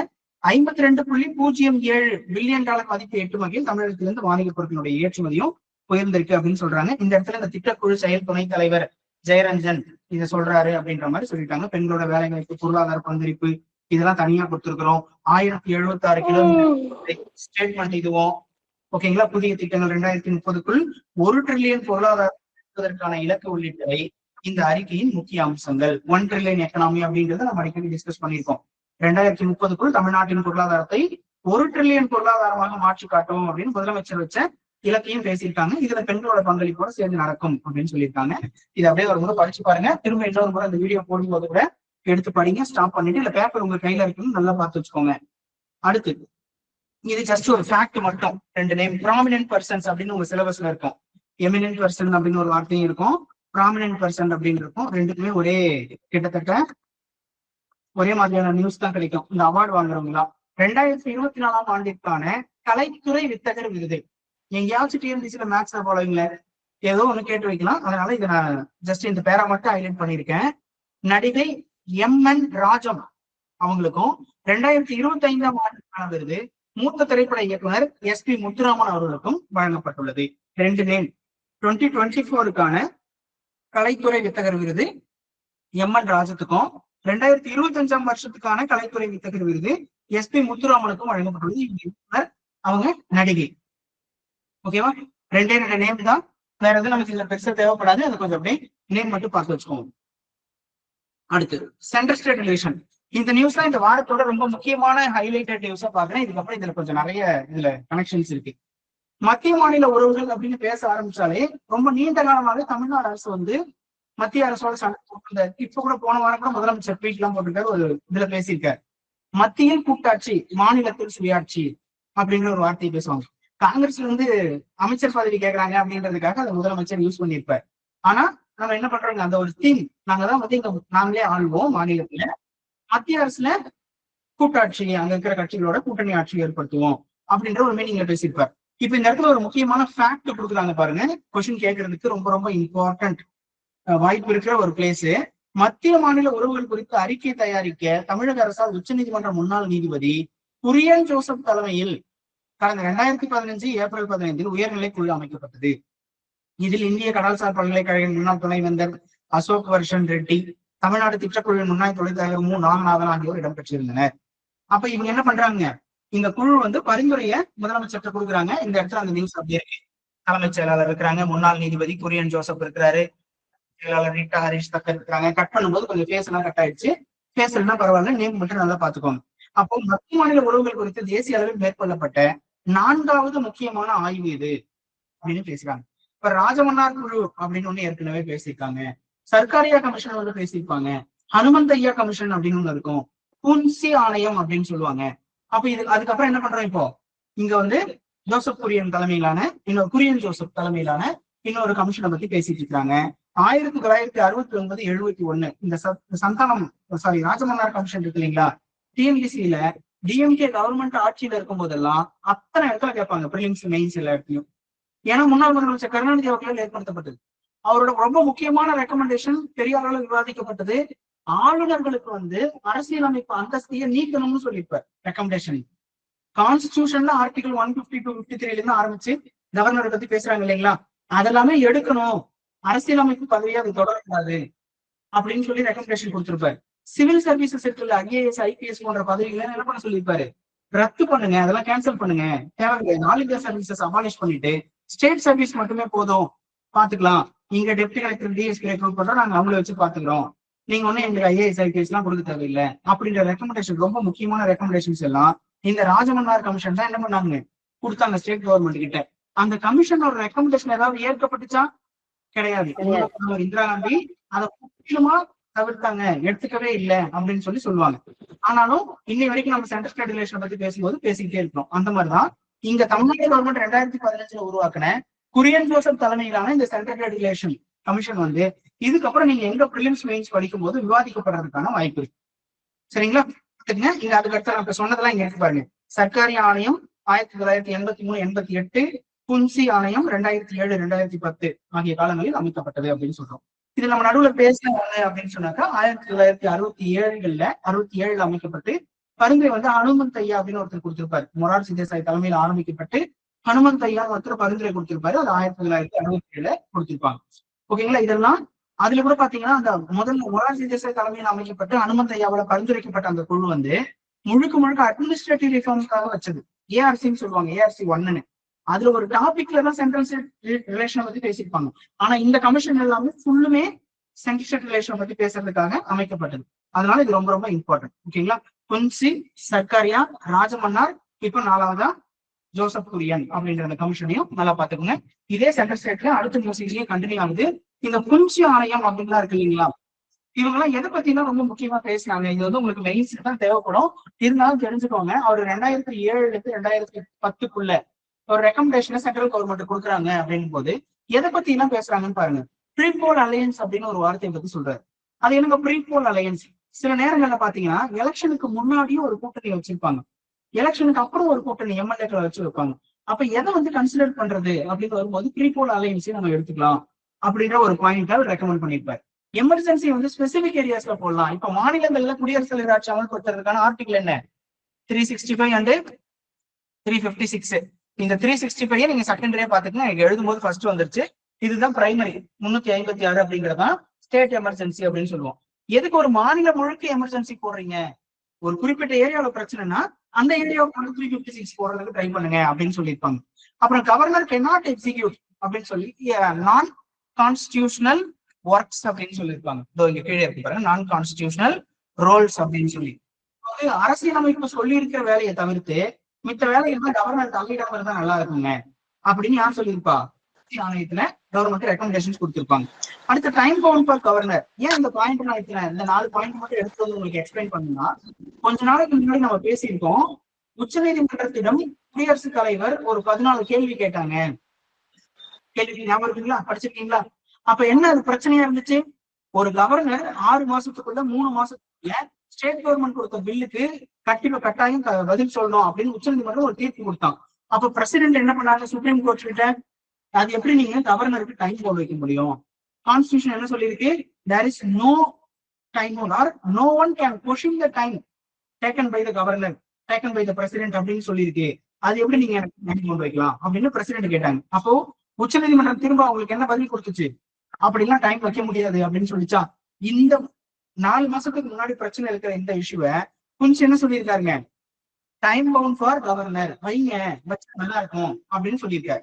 அடுத்து பாருங்க, இம்பீச்மெண்ட் ஃபார் கவர்னர். கவர்னரை இப்ப எப்படி ரிமூவ் பண்ணிட்டு இருக்காங்க? பிரசிடென்ட் நினைச்சாதான் ரிமூவ் பண்ண முடியும், மாத்த முடியும் அப்படின்னு இருக்கு. ஆனா இந்த ஒரு ஸ்டேட் கவர்மெண்ட் நினைச்சாலோ இல்ல சட்டப்பேரவை அசம்பிளி நினைச்சோ என்ன பண்ணலாம்? ரிமூவ் பண்ணிக்கலாம் அப்படின்ற ஒரு ப்ரொசீஜரை ஆட் பண்ணுங்க. இதெல்லாம் ரெக்கமெண்டேஷன்ஸ் தான். அப்போ உங்களை எங்கேயாவது ஒரு சூஸ் கரெக்ட் ஸ்டேட்மெண்ட் கேட்கும்போது என்ன பண்ணிக்கலாம்? குஞ்ச் கமிஷனோட ரெக்கமெண்டேஷன்ஸ் என்னென்ன அப்படின்றத சூஸ் கரெக்ட் ஸ்டேட்மெண்ட் சொல்லுங்க அப்படின்னு வரும்போது இதெல்லாம் கொஞ்சம் ஞாபகம் வச்சுக்கோங்க. முடிஞ்சா சர்க்காரிய கமிஷன் எடுத்து படிங்க. 246 பரிந்துரைகளுக்கு மேல கொடுத்திருப்பாங்க. 200 பரிந்துரைகளுக்கு மேல இது வரைக்கும் நடைமுறைக்கு வந்துருச்சு. ஓகேங்களா? சர்க்காரியா கமிஷன் 1983 அமைக்கப்பட்டு 88 பரிந்துரை கொடுத்திருப்பாங்க. அதை 90களுக்கு பிறகு நடைமுறைக்கு எடுத்துட்டு இருந்திருப்பாங்க. ஓகேங்களா? நெக்ஸ்ட் இது பாருங்க, அதேதான். சட்டப்பேரவை மூலமே ஆளுநரை தேர்வு செய்ய வேண்டும். அங்க பேசலாம் இல்லைங்களா? எதுக்கு நான் அந்த குஞ்ச் கமிஷனோட ரெக்கமெண்டேஷன் கொஞ்சம் நடுவுல போட்டு சொன்னேன்னா, நீங்க பேசுறது ஃபுல்லுமே அதான் பேசிட்டு இருக்காங்கன்னு பாருங்க. தமிழக அரசு அமைத்திருந்தது உச்சநீதிமன்ற முன்னாள் நீதிபதி ஜோசப் குரியன். இந்த வாரத்துல நிறைய முறை இதை பேசினாங்க. இந்த குழுவில் ஓய்வு பெற்ற IAS அதிகாரி எல்லாம் இருந்தாங்க. எல்லாம் ஓகே. இங்க பாருங்க, இந்தி பேசும் மக்கள் தொகையை 25% அந்த உண்மையானவே இந்தி பேசும் மக்கள் தொகை கொண்ட மாநிலங்கள் அந்த மும்மொழி கொள்கைக்கு மாற்றாக ஆங்கிலம் மற்றும் உள்ளூர் மொழியை உள்ளடக்கிய இருமொழி கொள்கையை பின்பற்ற வேண்டும். கல்வியில் மாற்று மொழியை திணிக்க கூடாது. உயர்நீதிமன்ற நடவடிக்கையில் மாநில ஆட்சி மொழியை இன்னை வரைக்கும் கேட்டுட்டு இருக்கிறோம். மெட்ராஸ் ஹைகோர்ட்ல தமிழை பயன்படுத்தி வாதாடலாம் கிடையாது, இங்கிலீஷ் தான் வாதாடணும் அப்படின்னு ஒரு ரூல்ஸ் ஓடிட்டு இருக்கு. அதை மாத்த சொல்றாங்க. அப்புறம் மாநில சட்டப்பேரவையில் பெரும்பான்மை உறுப்பினர்களால் ஒப்புதல் அளிக்கப்பட்ட 3 பேரில் ஒருவரை ஆளுநராக நியமித்து குடியரசுத் தலைவர் செயலாற்றும் வகையில் அரசமைப்பு சட்டப்பிரிவு 155 திருத்த வேண்டும். எவ்வளவு பெரிய முக்கியமான ரெக்கமெண்டேஷன் பாருங்க. இப்போ கவர்னர் அப்பாயின்மெண்ட் அப்படிங்கிறது ஆர்டிகல் 155ல பை பிரசிடென்ட் அப்படின்னு இருக்கு. டிஸ்கிரிஷனரி. குடியரசுத் தலைவர் யாரை வேணாலும் என்ன பண்ணலாம்? கவர்னரை அனுப்பலாம். ஆனா இங்க என்ன ரெக்கமெண்ட் பண்றாங்க? மாநில சட்டப்பேரவையில 234 பேர் இருக்காங்க. அதுல பெரும்பான்மை உறுப்பினர்களால் ஒப்புதல் அளிக்கப்பட்ட 3 பேரில் நாங்க 234 பேர்ல ஒரு 150 பேர் சேர்த்து என்ன பண்றோம்? 3 பேரை எழுதி பிரசிடென்ட் கிட்ட கொடுக்குறோம். அந்த 3 பேர்ல ஒரு பேரை டிக்கெட் என்ன பண்ணிட்டோம்? பிரசிடென்ட் எங்களுக்கு கவர்னரா கொடுக்கட்டும். அப்ப கவர்னர் யாருன்னு எங்களுக்கு தீர்மானிக்கிற அதிகாரத்தை கொடுங்க. அதுக்கு என்ன பண்ணுங்க? அரசமைப்பு சட்டப்பிரிவு 155 திருத்துங்க அப்படின்னு ரெக்கமெண்டேஷன் கொடுத்துருக்காங்க. எடுத்துப்பாங்களான்னு நமக்கு தெரியாது. இதெல்லாம் ரெக்கமெண்டேஷன்ஸ் நம்ம படிச்சு வச்சுக்கணும். நமக்கு எப்படி இத்தனை முறை ராஜமன்னார் கமிஷனை டிஎன்பிஎஸ்சி குரூப் 1 குரூப் 2 மெயின்ஸ்ல கேட்டு அடின்னு அடிச்சுட்டாங்களோ, குஞ்ச் கமிஷனை கேட்டு அடிச்சு கொஸ்டின் கேட்டுருக்காங்களோ, அந்த மாதிரி என்ன பண்ணலாம்? இனிமே ஜோசப் குரியனுடைய கமிஷன் ரிப்போர்ட்ஸ் என்ன அப்படின்றதையும் கொஸ்டின் கேட்கறதுக்கு வாய்ப்பு இருக்கு. அதனால இந்த எல்லா பாயிண்ட்டையும் நல்லா படிச்சுக்கணும். ஆளுநருக்கு 5 ஆண்டுக்கு மேல் நீட்டிக்க இயலாத வகையில் பதவி காலத்தை வழங்க வேண்டும். அதற்கு பின்னர் அவர் குடியரசுத் தலைவராவோ துணைத் தலைவர் பதவியை வேணா தவிர வைக்கலாம். வேற எந்த பதவிக்கும் போகக்கூடாது ஆளுநரை சட்டப்பேரவை தீர்மானம் மூலமாக நீக்க வழிவகை செய்ய வேண்டும். இப்ப யாரு நீக்கிறா? பிரசிடென்ட் தான் நிக்கிறாருன்னு சொன்னேன், கொஞ்ச நிமிஷம் முன்னாடி சொன்னேன். இப்ப என்ன சொல்றாங்க இவங்க? நாங்க நினைச்சாலே சட்டப்பேரவை மூலமா கவர்னர் ரிமூவ் பண்றதுக்கு எங்களுக்கு ப்ரொவிஷன் கொடுங்க. அந்த தீர்மானத்தின் மீது 14 நாட்களுக்கு குடியரசுத் தலைவர் கட்டாயமா நடவடிக்கை எடுக்கணும், டைம் பவுண்ட் வைங்க அப்படின்னு. நடக்கிற காரியமா இதெல்லாம்? நடக்காத விஷயம் தெரியுது, ஆனா நாங்க பரிந்துரை கொடுக்கிறோம் அப்படின்றத ஸ்டேட் கவர்மெண்ட் பண்றாங்க. அடுத்து பாருங்க, இங்க பேரவையில் இயற்றப்பட்ட சட்டத்தை தடுக்க ஆளுநரோ குடியரசுத் தலைவரோ தங்களது சிறப்பு அதிகாரத்தை பயன்படுத்தக் கூடாது அப்படின்னு சொல்றாங்க. ஏன்னா அதை யூஸ் பண்ணி தானே அவங்க மாத்தி மாத்தி விட்டுறாங்க, இல்ல ரிட்டர்ன் போட்டு விட்டுறாங்க, கேன்சல் பண்ணி விட்டுறாங்க, ஏதாவது ஒரு பிரச்சனை வருது. அப்படிலாம் சிறப்பு அதிகாரம்லாம் யூஸ் பண்ணக்கூடாது. நாங்க ஒரு பில் கொடுத்தோம்னா நீ கட்டாயமா கையெழுத்து பண்ணணும், இந்த கையெழுத்து போடு அப்படின்னு சொன்னாலே போட்டுருணும் அப்படின்ற மாதிரி சில ரெக்கமெண்டேஷன்ஸை மேக் பண்ணியிருக்காங்க. என்ன பண்றாங்க? சென்ட்ரல் கவர்மெண்ட்டுக்கு இதை அனுப்ப போறேன் அப்படின்னு சொல்றாங்க. இந்த ஒரே நாடு ஒரே தேர்தல் கூட்டாட்சி தத்துவத்துக்கு எதிரானது என்பதால் அது தொடர்பான மசோதாவை திரும்ப பெற வேண்டும். கட்சித்தாவும் நாடாளுமன்ற பேரவை உறுப்பினர்கள் 6 ஆண்டுகளுக்கு தேர்தலில் போட்டியிட தடை விதிக்க வேண்டும். என்னென்ன கண்டிஷன் சொல்லியிருக்காங்க பாருங்க. இதெல்லாம் நடைமுறைக்கு வருமானு தெரியாது. இந்த நியூஸே நீங்க முடிஞ்ச பேப்பர்லயோ இல்ல இந்த வீடியோவை பாஸ் பண்ணி பின்னாடி யூடியூப்ல வீடியோ போடுவாங்க, அப்ப பாஸ் பண்ணிட்டு ஒரு முறை எல்லா பாயிண்ட்டும் நல்லா படிச்சுக்கோங்க. ரொம்ப முக்கியமான கமிஷனோட ரெக்கமெண்டேஷன். ஓகேங்களா? கொஸ்டின் நிறைய முறை ரெஃப்ரெஷ் ஆக வாய்ப்பு இருக்கு. ஒருவேளை திமுக ஆட்சி தொடரும் பட்சத்துல, இந்த எலெக்ஷனுக்கு பிறகும் திமுக ஆட்சி கண்டினியூ ஆகுது அப்படின்னா இந்த கமிஷனை பத்தி நிறைய கொஸ்டின் கேட்பாங்க. குரூப் 1 ப்ரிலிம்ஸ், குரூப் 2, 2, 4 எந்த ப்ரிலிம்ஸ்லயும் கேட்கலாம், மெயின்ஸ்லயும் கேட்கறதுக்கு நிறைய வாய்ப்பு இருக்கு. நல்லா படிச்சு வச்சுக்கோங்க எல்லா ப்ரொவிஷன்ஸையும். நெக்ஸ்ட், இந்தியா பிரான்ஸ் வந்து 21 ஒப்பந்தங்கள். இதை நம்ம போன வாரம் பார்த்தோம். ரஃபேல் விமானங்கள் புதுசா நம்ம நிறைய வாங்க போறோம், அதுக்கு தசால்ட் ஏவியேஷன் அப்படின்னு ஒரு கம்பெனி, நான் போன வாரம் சொல்லியிருக்கேன், தசால்ட் ஏவியேஷன் அப்படின்ற ஒரு கம்பெனியோட ஒப்பந்தம் போடுறதுக்காக நம்ம பேசிட்டு இருக்கிறோம். 136 புது விமானங்கள் வாங்குறதுக்கான ஒப்பந்தங்கள் வந்து கையெழுத்து போட போறோம் அப்படின்லாம் சொல்லி பேசியிருக்கோம். அப்ப மும்பைக்கு வந்துட்டாரு யாருங்க? பிரான்ஸோட அதிபர், அவர் பேர் என்னங்க? மேக்ரான், இமானுவேல் மேக்ரான் அப்படின்றவர் இங்க வந்துட்டாரு. அப்ப என்ன பண்றாங்க, அந்த இடத்துல ஒரு முக்கியமான சைட் நியூஸ் இது இருந்துச்சு, இதை மட்டும் எடுத்து போட்டேன். ஏன்னா நம்ம ஏற்கனவே அதை பேசிட்டோம், ரஃபேலை பத்தி பேசியாச்சு, எந்த கம்பெனி உற்பத்தி பண்றான் அப்படின்றத பார்த்தாச்சு. இப்போ எவரெஸ்ட் சிகரத்தின் உயரத்துக்கு பறக்கும் திறன் படைத்த H125 ஹெலிகாப்டர்கள் ஏர்பஸ் டாடா கூட்டு நிறுவனம் சார்பில் தயாரிக்கப்பட உள்ளது. கர்நாடக மாநிலத்துல இதை கட்டமைப்பதற்கான ஒரு முக்கியமான இது வந்து திறந்து வச்சிருக்காங்க அப்படின்னு சொல்றாங்க. அப்ப பாருங்க, இந்த 2 நிறுவனம் தான் முக்கியம். ஏர்பஸ் அப்படின்றது விமானங்கள் தயாரிக்கிற ஒரு முக்கியமான கம்பெனி, அதோட சேர்ந்து இந்தியாவில இருக்கிற டாடா கம்பெனியும் என்ன பண்ண போறாங்க? கர்நாடக மாநிலம் முக்கியமான இந்த இடம் பேர் பாருங்க, வேமகல்லி கட்டமைக்கப்பட்டுள்ள இந்த ஹெலிகாப்டர் ஆலையை பிரதமர் மோடி, அதிபர் மேக்ரான் ஆகியோர் காணொலி மூலம் செவ்வாய்க்கிழமை திறந்து வைத்தனர் அப்படின்னு சொல்றாங்க. விமானத்தோட பேரு ஏர்பஸ் H125. உற்பத்தி செய்ய போறவங்க யாருங்க? ஏர்பஸ் பிளஸ் டாடா சேர்ந்து இந்த கர்நாடக மாநிலத்துல உற்பத்தி செய்ய போறாங்க. Factual science and technology latest invention அப்படின்னு ஒரு பாட்டு இருக்கு உங்களோட சிலபஸ்ல. அதுல புது ஹெலிகாப்டர், அதோட பேரு H125. யாரு கம்பெனி? ஏர்பஸ். யாரோட சேர்ந்து தயாரிக்க போறோம்? டாடா. எந்த மாநிலத்துல? கர்நாடகா. இது கொஸ்டின் இருக்கிறதுக்கு வாய்ப்பு இருக்கிற ஒரு பார்ட். ஓகேங்களா? ப்ராமினன்ட் பர்சனுக்குள்ள இமானுவேல் மேக்ரான் நேம் மட்டும் பாத்துக்கீங்க. பிரான்ஸோட அதிபர் இந்தியாவுக்கு வந்துட்டு போயிருக்காரு. நெக்ஸ்ட், காட்டுப்பள்ளி கப்பல் தளத்திலிருந்து இதுலயும் பாருங்க, இந்தியாவிலேயே ஒரு வடிவமைக்கப்பட்டு கட்டமைக்கப்பட்ட அப்படின்னு சொல்ற அந்த சென்னை எண்ணூர் காட்டுப்பள்ளி LNT தனியார் கப்பல் கட்டும் தளத்தில் ஒரு ஃபர்ஸ்ட் பாயிண்ட் என்ன சொல்லிட்டோம், ஒரு பிரைவேட் கப்பல் கட்டும் தளம். இந்த டாக்யார்டு, ஷிப் டாக்யார்டுன்னு சொல்லுவாங்க இல்லைங்களா, அது வந்து நிக்கிற இடம். அதோட சேர்த்து அந்த இடத்துல என்ன பண்ணுவாங்க, கட்டுமானங்களும் நடந்துட்டு இருக்கும். அது வந்து ஒரு என்ன சொல்ற, ஷிப்ஸ் மேனுபேக்சரிங் பண்ற இந்த ஏர்பஸ் சொன்னோம் இல்லைங்களா, விமானம் எல்லாம் தயாரிக்கிறாங்க. அந்த மாதிரி என்ன பண்றாங்க, LNT தனியார் கப்பல் கட்டும் தளத்தில் கட்டமைக்கப்பட்ட பாதுகாப்பு படை வீரர்களுக்கான பயிற்சி கப்பல், ட்ரைனிங் கொடுக்கறதுக்காக ஒரு கப்பலை உருவாக்கியிருக்காங்க. கிருஷ்ணா அப்படின்ற ஒரு கப்பல் இந்த வாரம் செவ்வாய்க்கிழமை பயன்பாட்டுக்காக கொண்டு வரப்பட்டுள்ளது அப்படின்னு சொல்லியிருக்காங்க. அப்ப அந்த நேம் பாத்துக்கிறீங்க, அதோட பேரு கிருஷ்ணா. எந்த இடத்துல கட்டப்பட்டுள்ளது? சென்னைக்கு பக்கத்துல இருக்கிற காட்டுப்பள்ளி. அந்த இடத்துல இருக்கிற அந்த கப்பல் கட்டும் தளம் யாரோடது? LNT-யோடது. ஒரு பிரைவேட் ஷிப்பிங் இந்த டாக்யார்ட் லிமிடெட் அப்படின்னு சொல்லுவாங்க. ஓகேங்களா? LNT டாக்யார்ட் லிமிடெட் அப்படின்றோம், அதை கட்டிருக்கலாம். நேம் மட்டும் நல்லா பாத்துக்கோங்க, கொஸ்டின் எங்கேயாவது கேட்கறதுக்கு வாய்ப்பு இருக்கு. 100% இண்டிஜினியஸ் அப்படின்னா சொல்லுவோம் இல்லைங்களா, உள்நாட்டிலேயே தயாரிக்கப்பட்ட கப்பல்கள் அப்படின்ற வகையில இது வந்து வரும். அடுத்து பாருங்க, இந்த வாரம் முக்கியமான இன்னொரு இஷ்யூ வந்து பட்ஜெட். நம்ம ரொம்ப நல்ல ஒரு முக்கியமான விஷயத்த மனசுல பதிவு வச்சுக்கோங்க, புதுசா படிக்கிறவங்களுக்கு சேர்த்து நல்லா கவனிச்சுக்கோங்க. இந்த 2026, 2027க்காக இப்போ அமைச்சர் தங்கம் தென்னரசு தாக்கல் பண்ணியிருக்கிறது இன்டரிம் பட்ஜெட் அப்படின்னு சொல்லுவாங்க. அப்படின்னா என்ன சார் இன்டரிம் பட்ஜெட்?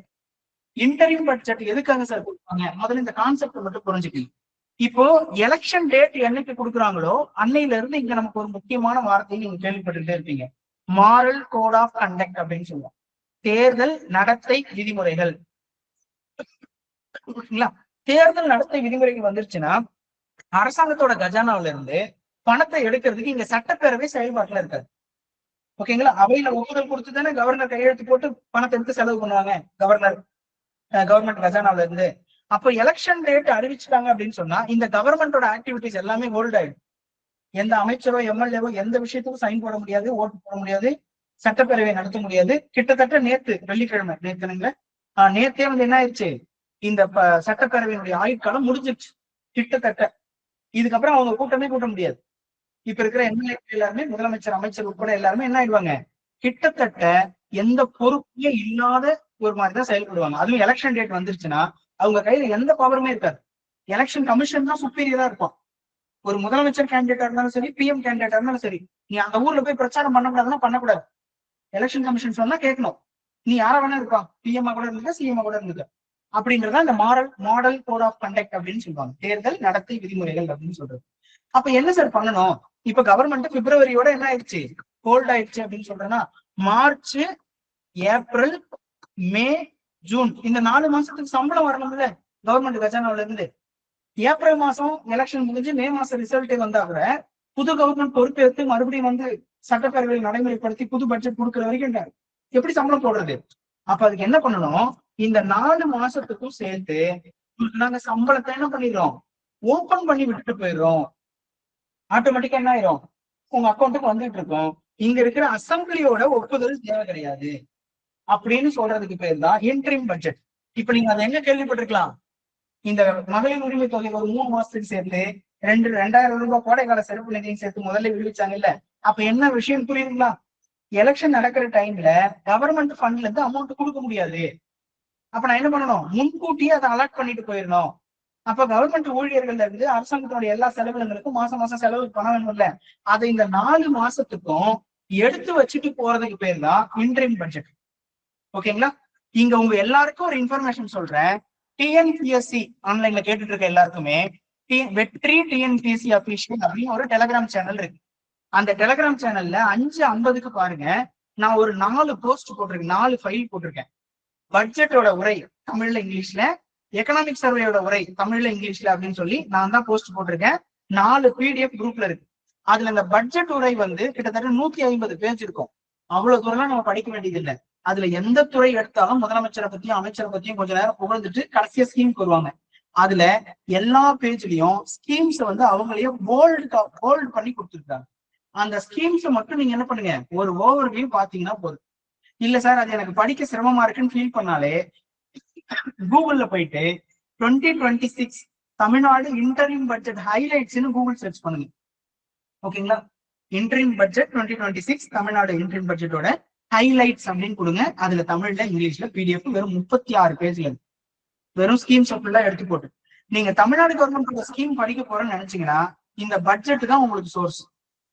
ஓகேங்களா? வேற எந்த பிரைவேட் ஃபைல்ஸோ சார் நம்ம அகாடமில தான் சார் கொடுத்தாங்க, ஓகே படிங்க, அதுல எந்த டவுட் இல்லை.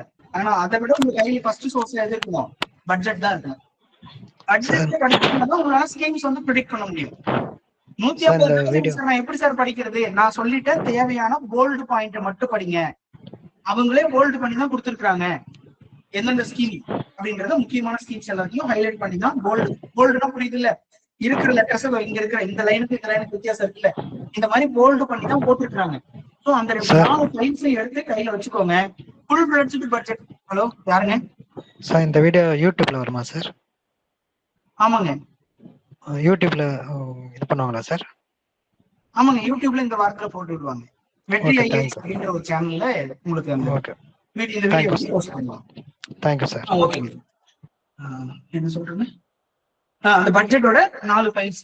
இப்ப சார் இந்த என்ட்ரிங் பட்ஜெட்ல என்ன பண்ணுங்க, எந்த புது திட்டமும் அறிவிக்கல. ஏற்கனவே அறிவிச்ச திட்டங்கள் அப்படியே ஹோல்டு பண்ணிட்டு இருக்கிற செலவு 4 மாசத்துக்கு எப்படி பார்க்கணுன்றதை மட்டும் தான் அலர்ட் பண்ணிட்டு போயிருக்காங்க. அப்ப இப்ப சொல்லுங்க, என்ட்ரிங் பட்ஜெட் எடுத்து நீங்க மனப்பாடம் பண்ணுமா?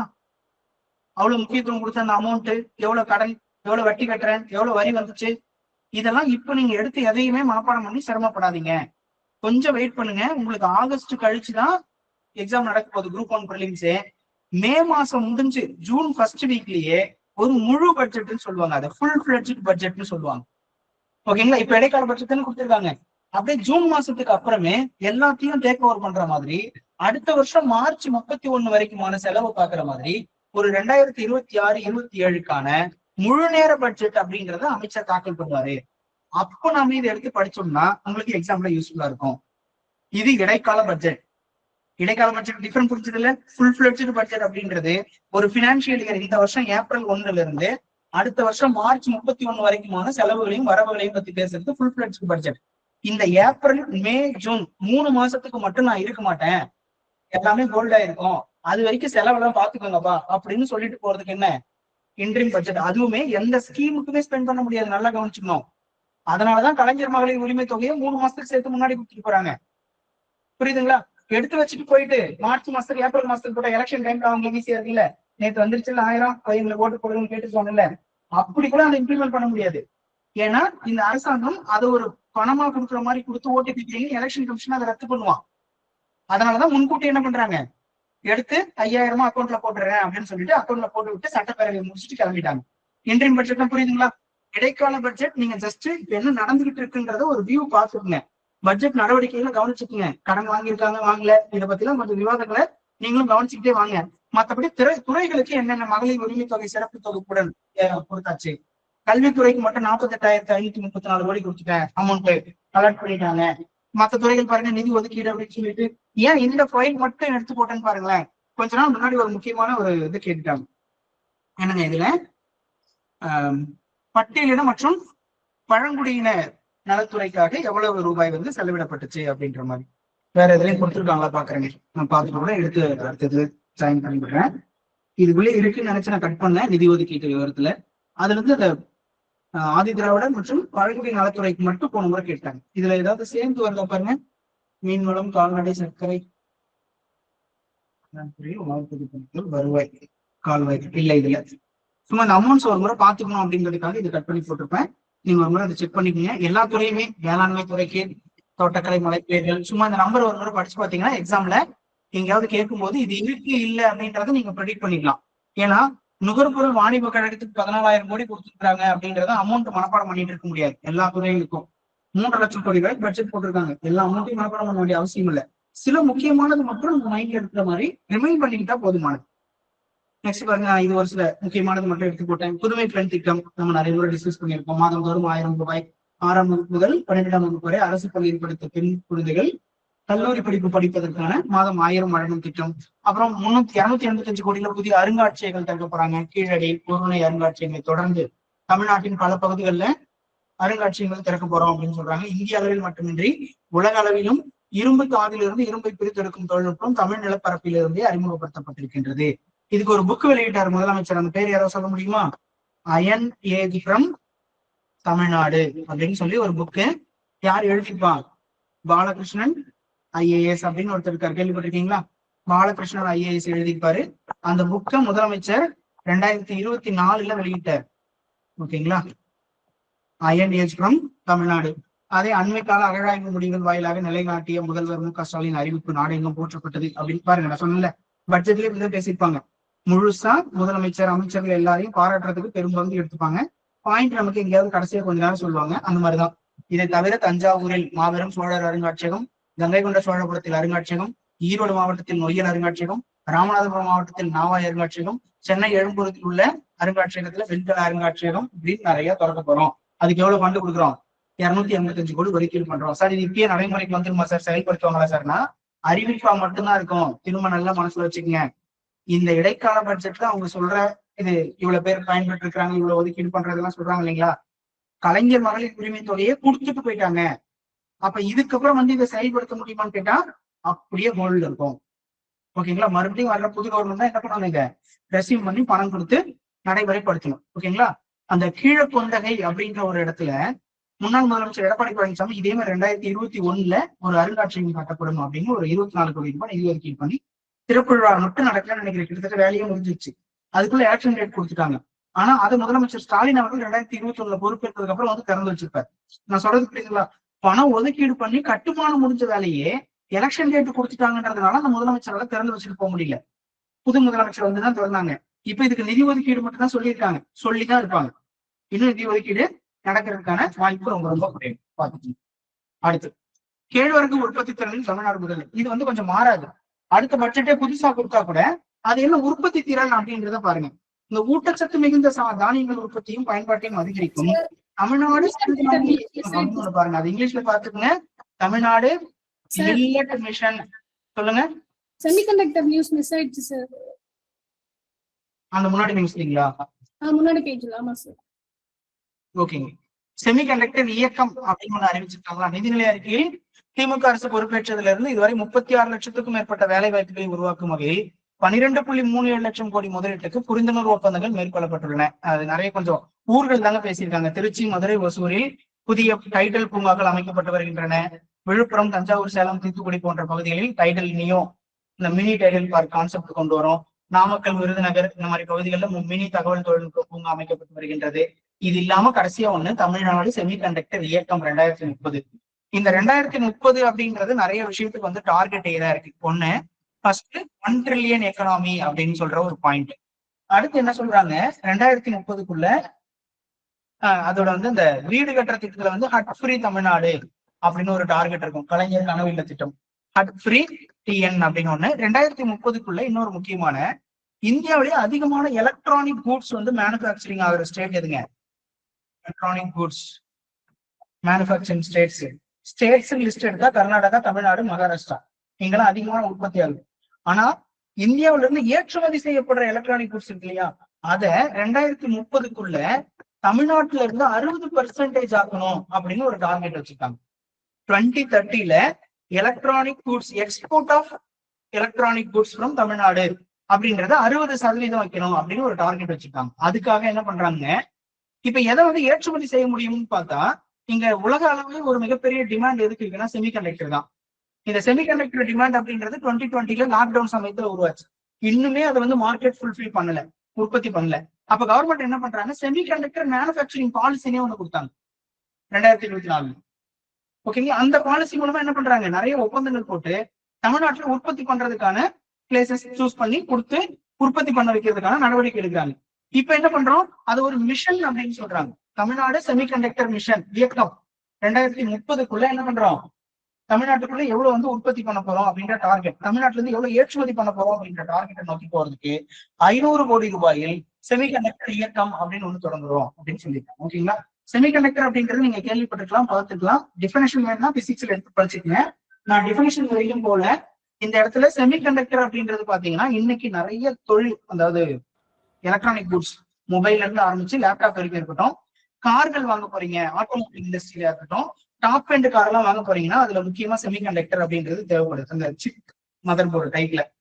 அப்ப இது 2020க்கு அப்புறம் என்ன ஆயிடுச்சுன்னா உலகளாவிய ஒரு டிமாண்ட் இருந்துகிட்டே இருக்கு. ஏன்னா 2019 வரைக்கும் நடந்ததெல்லாம் கரெக்டா தான் போயிட்டு இருந்துச்சு. 2020 லாக்டவுன் சமயத்துல என்ன ஆச்சு, எல்லாருக்குமே ஒரு தேவை ஏற்படுது. எப்போ online class, online work from ஹோம்னு ஆரம்பிச்சதுக்கு அப்புறம் எல்லா வீட்டுக்கு 2 லேப்டாப், 2 மொபைல், 4 மொபைல் ஆக ஆரம்பிச்சது. அப்ப செமிகண்டக்டர் மேனுபேக்சரிங் கம்பெனிஸ் எல்லாம் என்ன பண்ணிட்டா, எலக்ட்ரானிக் கூட்ஸ் பக்கமா அந்த செமிகண்டக்டர் மேனுபேக்சரிங் திருப்பி விட்டுதான். அதனால மற்ற துறைகளுக்கு செமிகண்டக்டர் இல்லாம போச்சு. அப்பதான் இந்தியா மாதிரியான ஆட்டோமொபைல் மற்ற துறைகளை சார்ந்து இருக்கக்கூடிய நாடுகள் வந்து செமிகண்டக்டர் கிடைக்காம அப்படி தள்ளாடுறாங்க. நீங்க 2021, 22ல உங்க வீடுகள்ல யாராவது கார் வாங்கிட்டீங்கன்னா தெரியும், கார் புக் பண்ணி 8 மாசம் 10 மாசம் எல்லாம் வெயிட்டிங் லிஸ்ட் டைம் கொடுத்தாங்க. அப்ப செமிகண்டக்டர் கிடையாது மேனுபேக்சரிங் பண்றது. அப்போ ஒரு செமிகண்டக்டர் எத்தனை துறையோட வேலை வாய்ப்புகளை பாதிக்குதுன்னு பாருங்க. அதனால central government semiconductor manufacturing policy தனியா கொடுக்குறாங்க 2021ல. 2024 Tamil Nadu government semiconductor manufacturing policy கொடுக்குறாங்க. அதை உற்பத்தி பண்றதுக்கு நாம இப்ப என்ன பண்ண போறோம், 500 கோடி ரூபாயில செமிகண்டக்டர் இயக்கம் அப்படின்னு ஒண்ணு ஆரம்பிப்போம். ஓகே, நெக்ஸ்ட் பாருங்க சார். அப்போ இது வந்து நம்ம செமிகண்டக்டர் யாரையுமே சார்ந்து இருக்காம நம்மளே ப்ரொடியூஸ் பண்றதுக்கான ஒரு இனிஷியேட்டிவா சார்? கரெக்டுங்க, 100%. இப்ப இன்னைக்கு வேர்ல்டுக்கு செமிகண்டக்டர் அதிகம் சப்ளை பண்றதுன்னு பாத்தீங்கன்னா சைனா, கொரியா, ஜப்பான் கொஞ்சம் அப்படின்னு பண்ணிட்டு இருக்காங்க. இப்ப அவனையே முழு நேரம் நம்ம டிபெண்ட் பண்ணி இருக்காம நாமளே மேனுபேக்சரிங் பண்ணிக்கிறது, அது இல்லாம வேர்ல்டு மார்க்கெட்டுக்கு கொடுத்து விடுறது. இதுதான் அந்த விஷயத்தோட முக்கியமான object. Okay sir, thank you sir. ஓகேங்க, தேங்க்யூ. இங்க பாருங்க, சிறுதானிய தமிழ்நாடு மில்லட் மிஷன் அப்படின்னு சொன்னாங்க இல்லைங்களா, 2023, 24 இந்த வருஷத்துல என்ன பண்றோம், அப்போ இங்க ஒரு இன்டர்நேஷனல் மில்லட் இயர் அப்படின்னு ஒண்ணு செலிப்ரேட் பண்ணாங்க. யாருக்கா தெரியுமா? 2023 3. 2023 இன்டர்நேஷனல் மில்லட் இயர். அந்த வருஷத்துலதான் தமிழ்நாடு கவர்மெண்ட் என்ன பண்றாங்க, 2023-24 தமிழ்நாடு சிறுதானிய இயக்கம் அப்படின்னு ஒண்ணு ஆரம்பிக்கிறாங்க, டிஎன் மில்லட் மிஷன். இப்ப இந்த வருஷம் முக்கியமான நோக்கம் என்ன, தமிழ்நாடு முழுவதும் மக்களை சிறுதானியங்களை நோக்கி நகர்த்தி வருது. இதுக்கு நிறைய அந்த international year of millet celebrate பண்ணும்போதே நிறைய இயக்கங்கள் முன்னெடுத்தாங்க, சென்ட்ரல் கவர்மெண்ட்டும் ஸ்டேட் கவர்மெண்ட்டும் சேர்ந்து. இப்ப இதுல உணவு பழக்க வழக்கத்திலேயே நமக்கு பெரிய பிரச்சனை இருக்கு அப்படின்னு நம்ம பேசணும். இந்த ஒற்றை பயிர்கள் கோதுமை இது கிட்டத்தட்ட இந்திய சமூகத்தின் மீது திணிக்கப்பட்டதுதான். நம்மளுடைய பழங்கால அரிசி வகைகள் அப்படின்னு சொல்லி இன்னைக்கு நிறைய மரபு அரிசி வகைகள் பத்தி பேசுறோம்.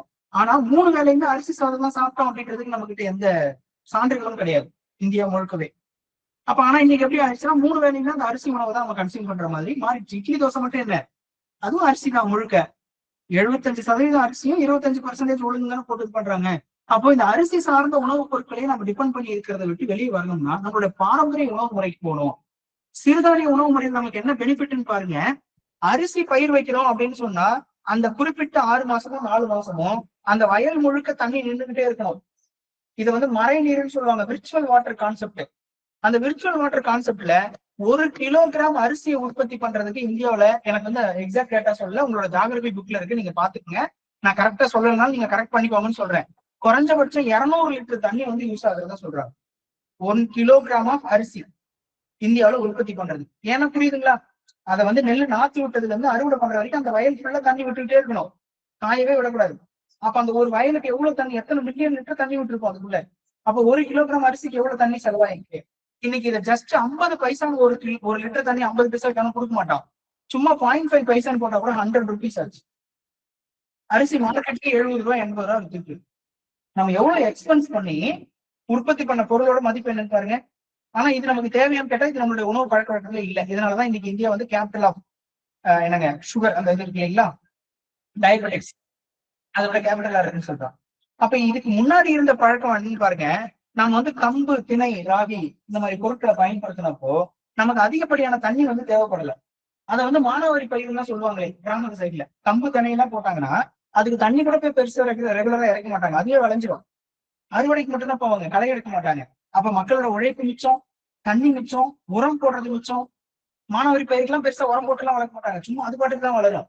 அப்போ அது என்ன ஆகுது, நமக்கு இந்த கெமிக்கல் ஃபெர்டிலைசர்ஸும் நம்ம இன்டேக் பண்றது இல்ல, பூச்சிகள் அதிகம் தாக்குறது கிடையாது. இன்னொரு விஷயம், 1 கிலோகிராம் ராகி எடுத்து அதை ஒரு களியாவோ கூழாவோ செஞ்சாங்கன்னா மினிமம் 10 மெம்பர்ஸ் மேல சாப்பிடலாம். ஆனா 1 கிலோகிராம் அரிசியில 6 பேர் தான் சாப்பிட முடியும். அப்ப இதை விட இது என்ன ஆகுதுங்க, கன்சம்ஷன்ல டபுள் பாப்புலேஷன்.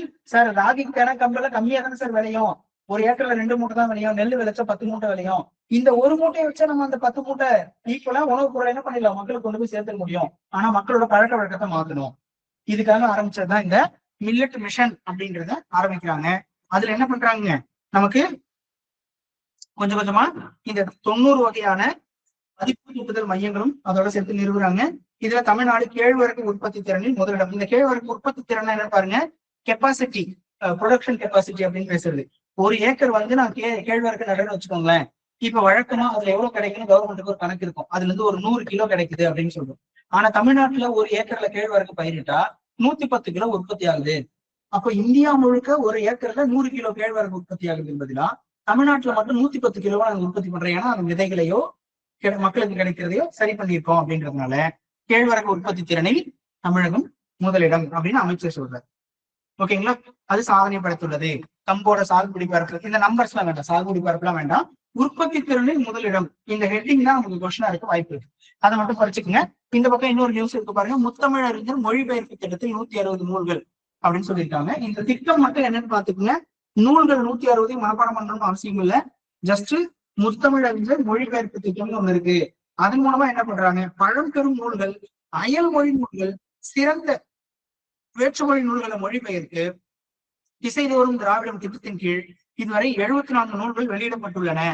இந்த மாதிரி உலகம் முழுவதும் இருக்கிற சிறந்த நூல்களை தேர்வு செஞ்சு மொழிபெயர்த்து நம்ம மக்களுக்கு கொடுத்து படிங்க அப்படின்னு சொல்றதா என்ன இந்த திட்டத்தினுடைய நோக்கம், முத்தமிழறிஞர் மொழிபெயர்ப்பு திட்டம். சார் ஒரு டவுட்டிங் சார். சார் இந்த சிறுதானிய இயக்கம்ன்றது 2023 to 24 ஆண்டு முதல் 5 ஆண்டு திட்டமாக செயல்படுகிறது அப்படின்னு சொல்றாங்களேங்க சார். ஆமாங்க, அது எப்படிங்க சார்? 2023 ஆரம்பித்த திட்டம் 2028 2029 வரை 5 ஆண்டுகள் இப்படி எடுத்துக்கணும். இப்ப இது வந்து சிறுதானிய பயன்பாட்டை மக்கள்கிட்ட கொண்டு வந்து சேர்க்கிறேன் அப்படின்றத நம்ம ஒரே நாள்லயே ஒரே வருஷத்திலேயே கொண்டு வந்து சேர்க்க முடியாது. ஏன்னா அவன் 3 வேளையும் அரிசி சாப்பிட்டு பழகிட்டான். இப்பதான் கொஞ்சம் கொஞ்சமா ராகி பொங்கல், ராகி பிஸ்கெட்டு, கம்பு பிஸ்கெட்டு அப்படின்னு சாப்பிட ஆரம்பிச்சிருக்கான். அப்ப கொஞ்சம் கொஞ்சமா அவனே என்ன பண்ணிருப்பான், சில இடங்கள்ல பார்த்து இந்த பொருளை நம்ம சாப்பிடறதுனால உடம்பு கெட்டு போகுது, நாம இதை சாப்பிடணும்னு அரசு திரும்ப திரும்ப திரும்ப அவங்ககிட்ட சொல்லிக்கிட்டே இருக்கிறது மூலமா ஒரு 5 வருஷ காலத்துல ஏற்கனவே தமிழ்நாட்டுல ஒரு 100 கிலோ தான் ராகி பயன்பாடு இருந்துச்சு. இன்னைக்கு ராகி பயன்பாடு 150 கிலோவா இருக்குன்னா மக்களோட பயன்பாட்டை நான் 50 கிலோ அதிகரிச்சிட்டேன் அப்படின்னு இருக்கீங்களா. அதுக்காக ஒரு 5 வருஷத்தை எடுத்து மக்களுக்கு விழிப்புணர்வு ஏற்படுத்துறது தான் இந்த 5 ஆண்டு திட்டம் அப்படின்னு சொல்றேன். சரிங்களா? இப்ப நடந்துட்டு இருக்குது. ஓகேங்களா? மாநிலத்துல எவ்வளவு வந்து ராகி கொள்முதல் பண்ணா கம்பு கொள்முதல் பண்ண அளவுகள்லாம் இந்த 3 வருஷத்திலேயே தமிழ்நாடு அரசு 3 மடங்கு அதிகரிச்சிருக்கா சொல்றாங்க. மக்கள் இப்பவே பயன்படுத்த ஆரம்பிச்சிட்டாங்க. எல்லா வீடுகளையும் ஏதோ ஒரு அளவுல சிறுதானிய அளவுகளை கொண்டு வந்து பயன்படுத்துறதுக்கு மக்கள் மத்தியில விழிப்புணர்வு ஏற்பட்டிருக்கு. ஒரு 5 ஆண்டு முடிவுனா அது இன்னும் அதிகமா இருக்கும். அப்ப என்ன ஆயிடும், ஆட்டோமேட்டிக்கா ஏற்கனவே 1000 கிலோ அரிசி பயன்பாட்டுல இருக்குன்னா இப்ப என்ன பண்ணிட்டு 50 கிலோ சிறுதானியத்துக்கு போயிட்டுனா அரிசியோட தேவை 950 கிலோவா குறையும். கொஞ்சம் கொஞ்சமா அரிசி பயன்பாடு என்ன பண்ணிட்டு இருந்துருவாங்க, மக்கள் குறைச்சிட்டே வந்துருவாங்க. அதை நம்ம ஒரே நாள்ல பண்ண முடியாது. அதுக்காக ஒரு 5 ஆண்டு திட்டம் அப்படின்னு கொடுத்து நடைமுறைப்படுத்தும். சரிங்களா? ஓகேங்க. இப்ப பாருங்க, இந்த கிக் அப்படின்னா என்னன்னு பாருங்க. இங்க ஒரு நீங்க இத கிக் அப்படின்னு சொல்லி இப்படி படிச்சுக்கிறது இல்ல, இது ராங்கு. கிக்னு கிக் அப்படின்றது கிக் ஒர்க்கர்ஸ் அப்படின்னு சொல்றது. இந்த போட்டோ பார்த்து கண்டுபிடிச்சிட்டு இருப்பீங்கன்னு நினைக்கிறேன். கிக் ஒர்க்கர்ஸ் யாரு அப்படின்னு சொல்றது டெலிவரி பர்சன்ஸ். ஏதோ ஒரு ஆப் இருக்கும், ஆப்னா அப்ளிகேஷன், சொமேட்டோவோ ஸ்விக்கியோ டன்சோவோ ஏதோ ஒரு ஆப் இருக்கும். அந்த ஆப்ல இவர் வந்து எக்ஸிக்யூட்டிவா ஜாயின் பண்ணியிருப்பாரு. இவர் என்ன பண்ண, டெய்லி ஒரு டார்கெட் கொடுத்துருப்பாங்க, 10 டெலிவரி கொடுக்கணும், 15 டெலிவரி கொடுக்கணும்னு. அதுக்கு அவருக்கு ஒரு 500 ரூபாயோ 600 ரூபாயோ பேமெண்டா கொடுப்பாங்க. வாங்கிட்டு போய் மற்ற நேரம் மற்ற வேலையை பார்த்துட்டு இருப்பாங்க. அப்போ இந்த மாதிரி ஒர்க்கர்ஸ் என்ன கேட்டகரியில வைக்கிறாங்க, கிக் பணியாளர்கள் அப்படின்னு சொல்றாங்க. அவங்களுக்கு என்ன சார் சமூக பாதுகாப்பு அப்படின்னு சொன்னா, நாளைக்கு காலையில இருந்து ஸ்விக்கி அப்படின்ற ஒரு ஆப் உங்க ஊர்ல நாளைக்கு செயல்படாதுன்னு வச்சுக்கோங்களேன். ஸ்விக்கியில எனக்கு தெரிஞ்சு இன்னைக்கு தமிழ்நாட்டுல குறைஞ்சபட்சம் 25,000 பேருக்கு மேல வேலை பார்க்கறாங்க, எல்லா நகரத்தையும் சேர்த்து. தமிழ்நாடு முழுக்க சின்ன சின்ன நகரம் வரைக்கும் வந்துட்டாங்க ஸ்விக்கி சொமேட்டோ எல்லாம். அந்த 25,000 பேருக்கும் நாளைக்கு காலையில வேலை கிடையாது. புரியுதுங்களா? நாளைக்கு காலையில ரேப்பிடோன்ற ஆப் 12 மணிக்கு அப்புறம் ஒர்க் பண்ணாதுன்னு சொல்லிட்டா தமிழ்நாடு முழுக்க நாளைக்கு மட்டும் தமிழ்நாட்டுல ரேப்பிடோ ஒர்க் அதுல ரெஜிஸ்டர் பண்ணி வண்டி ஓட்டிட்டு இருக்கிற 30,000 பேர் 40,000 பேருக்கு வேலை கிடையாது. நாளைக்கு அவனுக்கு 500 ரூபாய் எவனுமே கொடுக்க மாட்டான், அவர் வேற வேலை தான் பார்க்கணும். அப்ப அவங்களுக்கு என்ன செக்யூரிட்டி இருக்கு, சோசியல் செக்யூரிட்டி. அவன் ஆப்பை ஹேண்ட் பண்ணாம விட்டுட்டாலே வேலை இல்லை, அவங்களுக்கு எந்த பாதுகாப்பும் இல்லை அப்படின்னு சொல்லும் போது அவங்களுக்கு தேவையான சமூக பாதுகாப்பு யார் கொடுக்க வேண்டிய அவசியம் ஏற்படுது, அரசாங்கம் கொடுக்க வேண்டிய அவசியம் ஏற்படுது. இதை நான் போன வாரமே வேற ஒரு நியூஸ்ல சிஎஸ்ஆர்னு பேசும்போது நான் உங்களுக்கு சொன்னேன். இப்ப இது அதே கான்செப்ட் இங்க கொண்டு வந்து நிறுத்துற பாருங்க. 1% நலக்கட்டணம் விதித்த கர்நாடக அரசு அப்படின்னு சொல்றாங்க. இது என்ன சொல்லுவாங்கன்னா 1% செஸ் அப்படின்னு சொல்லுவாங்க. செஸ் வரி ஏற்கனவே நிறைய டாக்ஸ் கட்டுறமே சார், அது ஜிஎஸ்டி. இப்ப நான் என்ன சொல்றேன், நீங்க வந்து ஒரு ஃபுட் பிரியாணி வந்து 100 ரூபாயில ஆர்டர் பண்றீங்கன்னு வச்சுக்கோங்க. ஸ்விக்கில ஒரு பிரியாணி ஆர்டர் பண்றீங்க. அந்த 100 ரூபாய்க்கு அவன் வந்து பேக்கேஜிங் சார்ஜஸ் அப்படின்னு சொல்லி ஒரு 15 ரூபாய் போட்டுருவான். அது இல்லாம ஜிஎஸ்டி அப்படின்னு சொல்லி ஒரு 5% போடுவான். ஏன்னா ஃபுட் ப்ராடக்ட்ஸ்ல 5% தான் இருக்கு. 100க்கு 5 ரூபாய் வந்து டாக்ஸ் ஆச்சு. எவ்வளவு ஆச்சுங்க, 120 ரூபாய் இந்த பொருளோட இது. நீங்க டெலிவரிக்காக இப்ப சொமேட்டோல வந்து பாத்தீங்கன்னா கோல்டு, ஸ்விக்கில வந்து பாத்தீங்கன்னா 1 மெம்பர் சம்திங் ஏதோ ஒன்று சொல்லுவான். அதுக்கெல்லாம் நீங்க பே பண்ணி வச்சிருந்தீங்கன்னா டெலிவரி சார்ஜஸ் கிடையாது. இல்லைன்னா டெலிவரி சார்ஜஸ் அப்படின்னு நீங்க வந்து 30 ரூபாய் இருக்கு. அப்ப எவ்வளவு ஆச்சுன்னா 150 ரூபாய். இப்ப கவர்மெண்ட் என்ன சொல்றான், நீ இப்ப இந்த 150ஓட நிக்க கூடாது, இந்த டோட்டல் அமௌண்ட் நீ கால்குலேட் பண்ணிட்டு இதுக்கு அப்புறம் 1% செஸ் நீ என்ன பண்ணணும், கலெக்ட் பண்ணு, யார் ஆர்டர் பண்றானோ அவங்கிட்ட. அப்ப 150 ரூபாயில 1% எவ்வளவுங்க, 1 ரூபா. இந்த மாதிரி சொமேட்டோவோ ஸ்விக்கியோ தமிழ்நாடு முழுக்க இன்னைக்கு என்ன பண்ணுவான், ஒரு 10 லட்சம் பேர்கிட்ட ஆர்டர் கலெக்ட் பண்ணுவானா, அவன் 250 300 400 ஒவ்வொரு அமௌண்ட் பே பண்ணிருப்பானா. இந்த எல்லாத்தையும் கலெக்ட் பண்ண 1 ரூபா 2 ரூபா 5 ரூபா 3 ரூபா இருக்குல்ல, இதை எல்லாத்தையும் என்ன பண்ணணும், ஸ்விக்கி ஸ்டேட் கவர்மெண்ட் கிட்ட கொண்டு வந்து கொடுத்துடணும், தமிழ்நாடு கர்நாடகா கவர்மெண்ட் கிட்ட. அப்போ ஒரு நாளைக்கு அவன் ஒரு 10 லட்சம் ரூபாய் கலெக்ட் பண்ணுவானா, ஒரு மாசத்துக்கு ஒரு 3 கோடி ரூபா வருமா, ஒரு வருஷத்துக்கு 33 கோடி ரூபா வருமா. இந்த அமௌண்ட்டை வச்சு என்ன பண்ணுவாங்க, வெல்ஃபேர் போர்டு அப்படின்னு ஒண்ணு கிரியேட் பண்ணுவாங்க, நல வாரியம் அப்படின்னு கிரியேட் பண்ணி அந்த ஃபண்ட் என்ன பண்ணுவாங்க, ஒரு கார்பஸ் ஃபண்ட் மாதிரி வச்சுப்பாங்க வெல்ஃபேர் போர்டுல. அந்த கார்பஸ் ஃபண்ட் என்ன ஆயிடுங்க, நாளை பின்ன இப்ப நீங்க இப்ப புரிஞ்சுக்கலாம்னு நினைக்கிறேன். நம்ம ஊர்ல கட்டிட தொழிலாளர்கள் நல சங்கம் இருக்கு, நல வாரியம் இருக்கு. ஆட்டோ தொழிலாளர்கள் நல வாரியம் இருக்கு, திருநங்கைகள் நல வாரியம் இருக்கு. அந்த வாரியத்துல மெம்பரா இருக்கவங்களுக்கு என்ன பண்ணுவாங்க, அவங்க வீட்டுல கல்யாணம்னா ஒரு 15,000 ரூபாய் 20,000 ரூபாய் உதவித்தொகை கொடுப்பாங்க.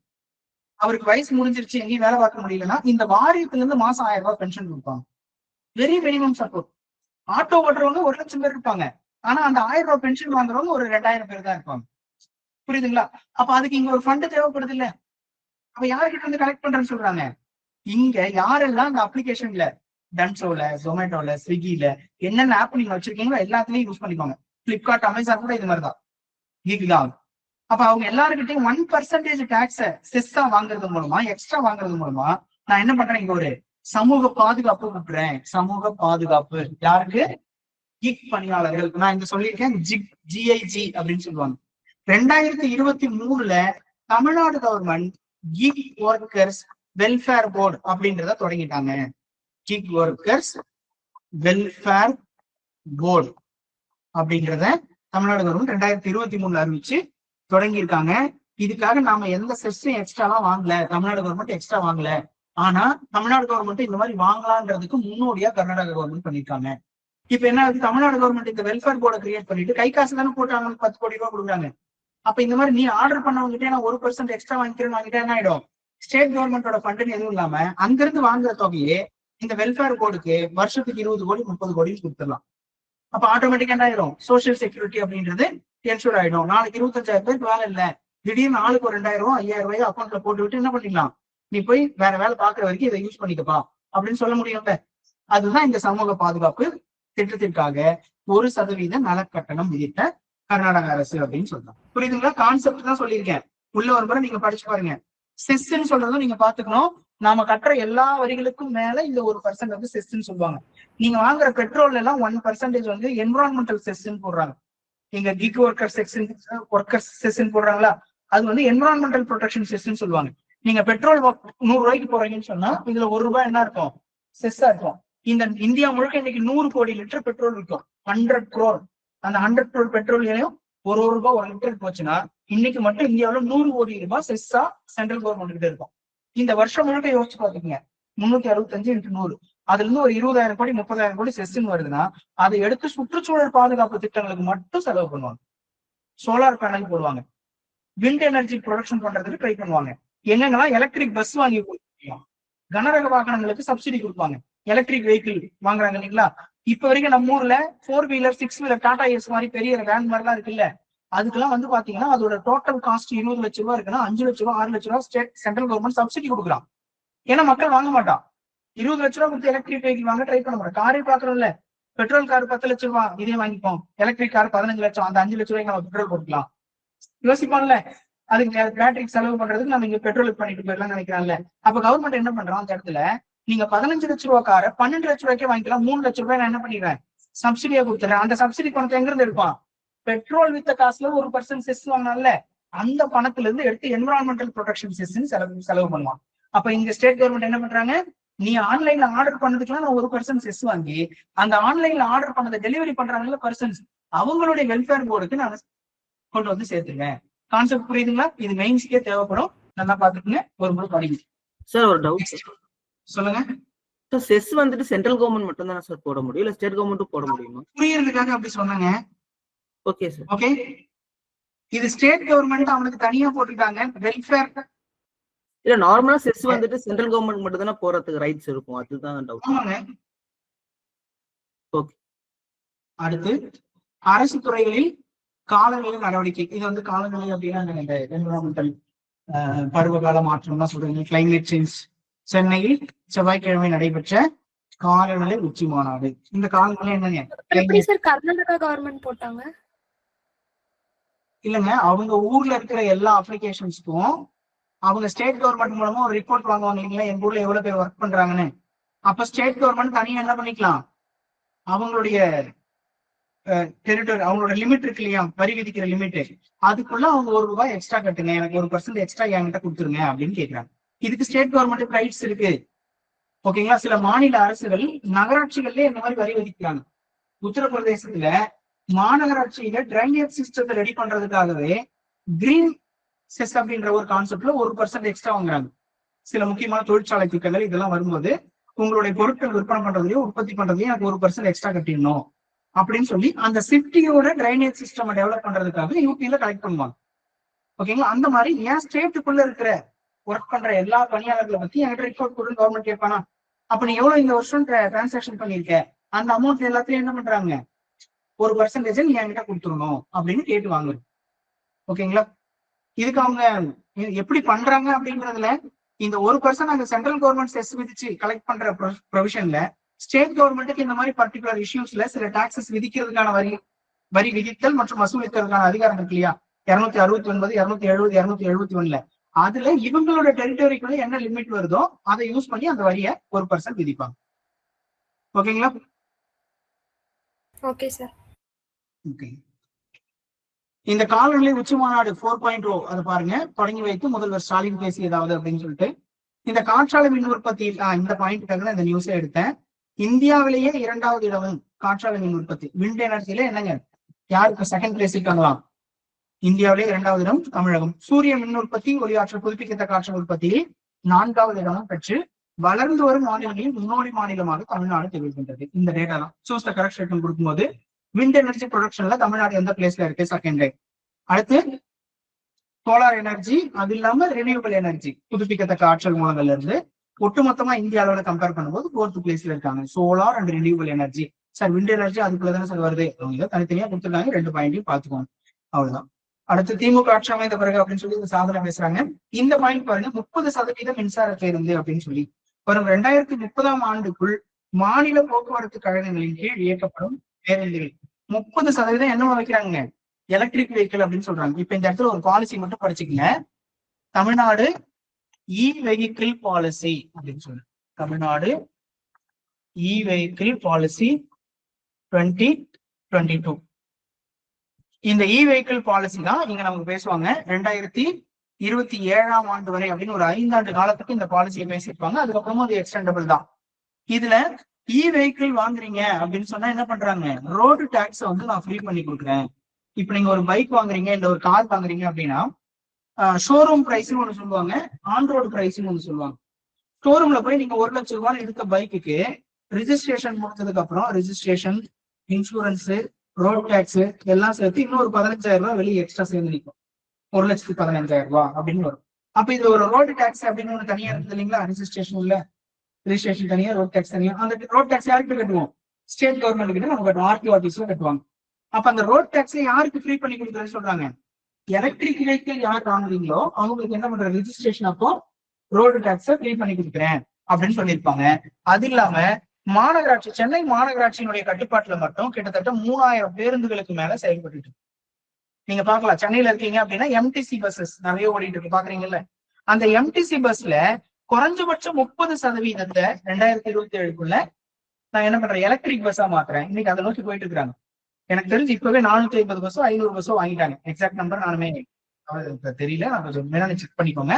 2027க்குள்ள 30% மாநகர பேருந்துகள் இங்க சொல்லுவாங்க பாருங்க. 2030ஆம் ஆண்டிற்குள் மாநில போக்குவரத்து கழகங்களின் கீழ் இயக்கப்படும் பேருந்துகளில், இது அப்படியே கொஞ்சம் கட் ஆயிட்டு இருக்கு கீழே, 30% என்ன பண்றேன், எலக்ட்ரிக் பஸ்ஸா மாத்துறதுக்கான முயற்சி எடுக்கிறேன் அப்படின்னு சொல்லியிருப்பாங்க. அதையும் நோக்கி நாங்க வேகமா போயிட்டு இருக்கோம். அப்ப நீங்க படிக்க வேண்டிய ஒரு முக்கியமான ஒரு பாலிசி பாத்துக்குங்க.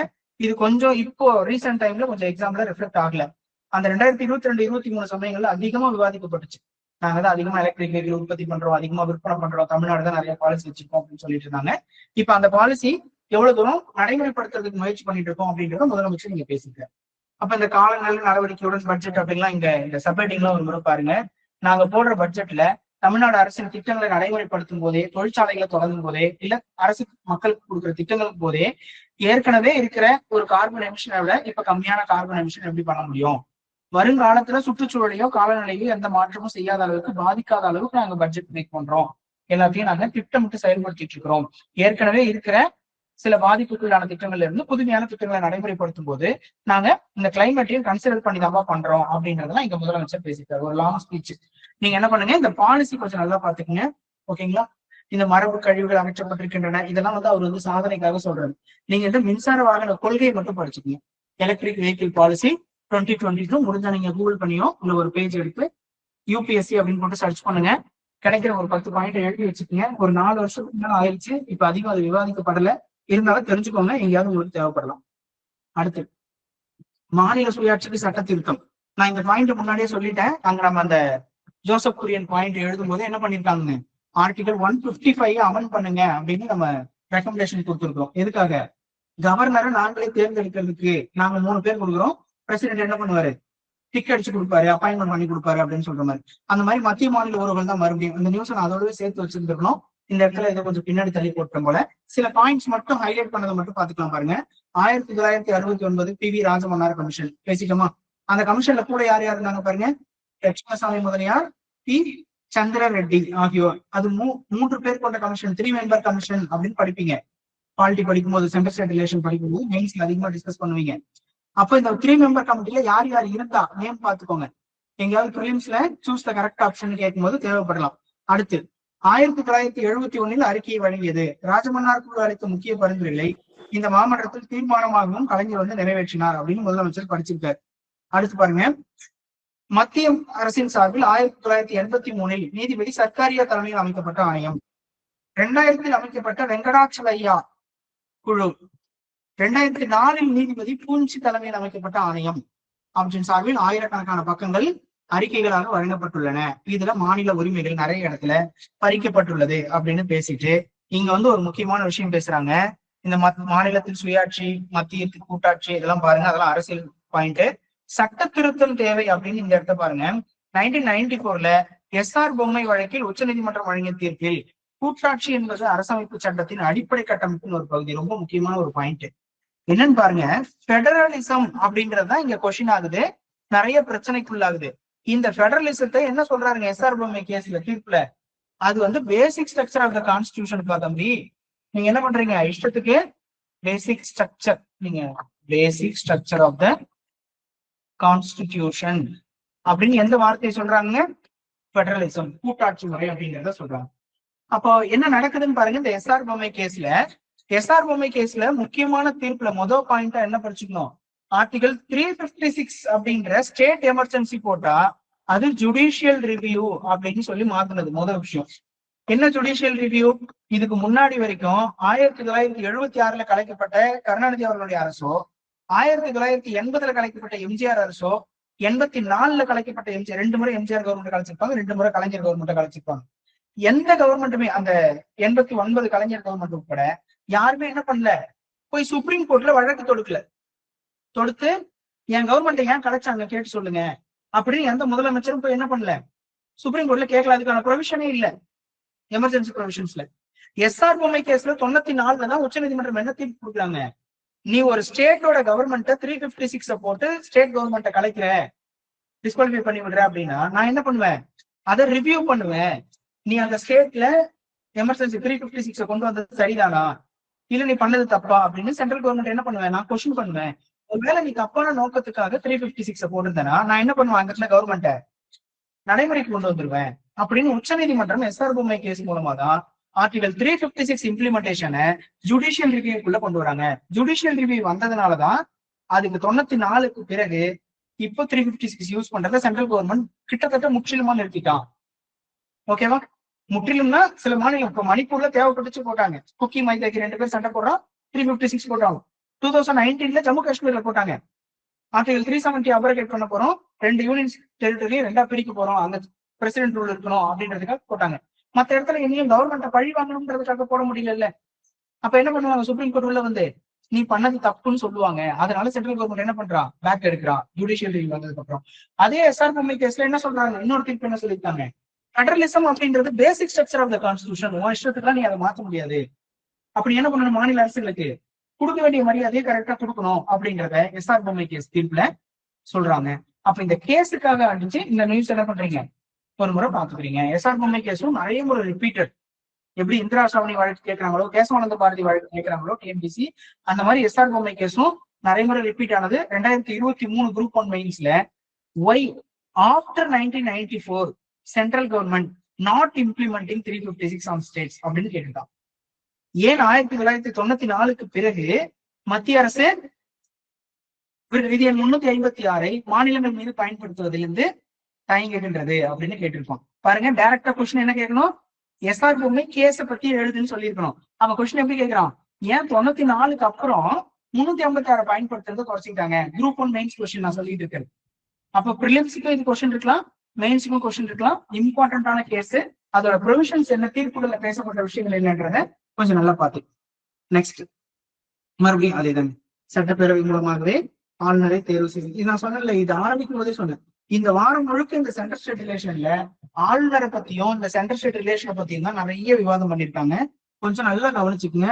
ஒருவேளை திமுக அரசு தொடரும் பட்சத்தில் இந்த டாபிக்ல இருந்து உங்களுக்கு கொஸ்டின் இல்லாம கொஸ்டின் பேப்பரே இருக்காது. இந்த வருஷம் நீங்க எழுதக்கூட குரூப் 1, 2, 4 எந்த எக்ஸாம் வேணா பாருங்க, பிரிலிம்ஸோ மெயின்ஸ்லயோ 100% கொஸ்டின் இருக்க போற நியூஸ் இது. மறுபடியும் ஒரு முறை அதெல்லாம் பாத்துருங்க.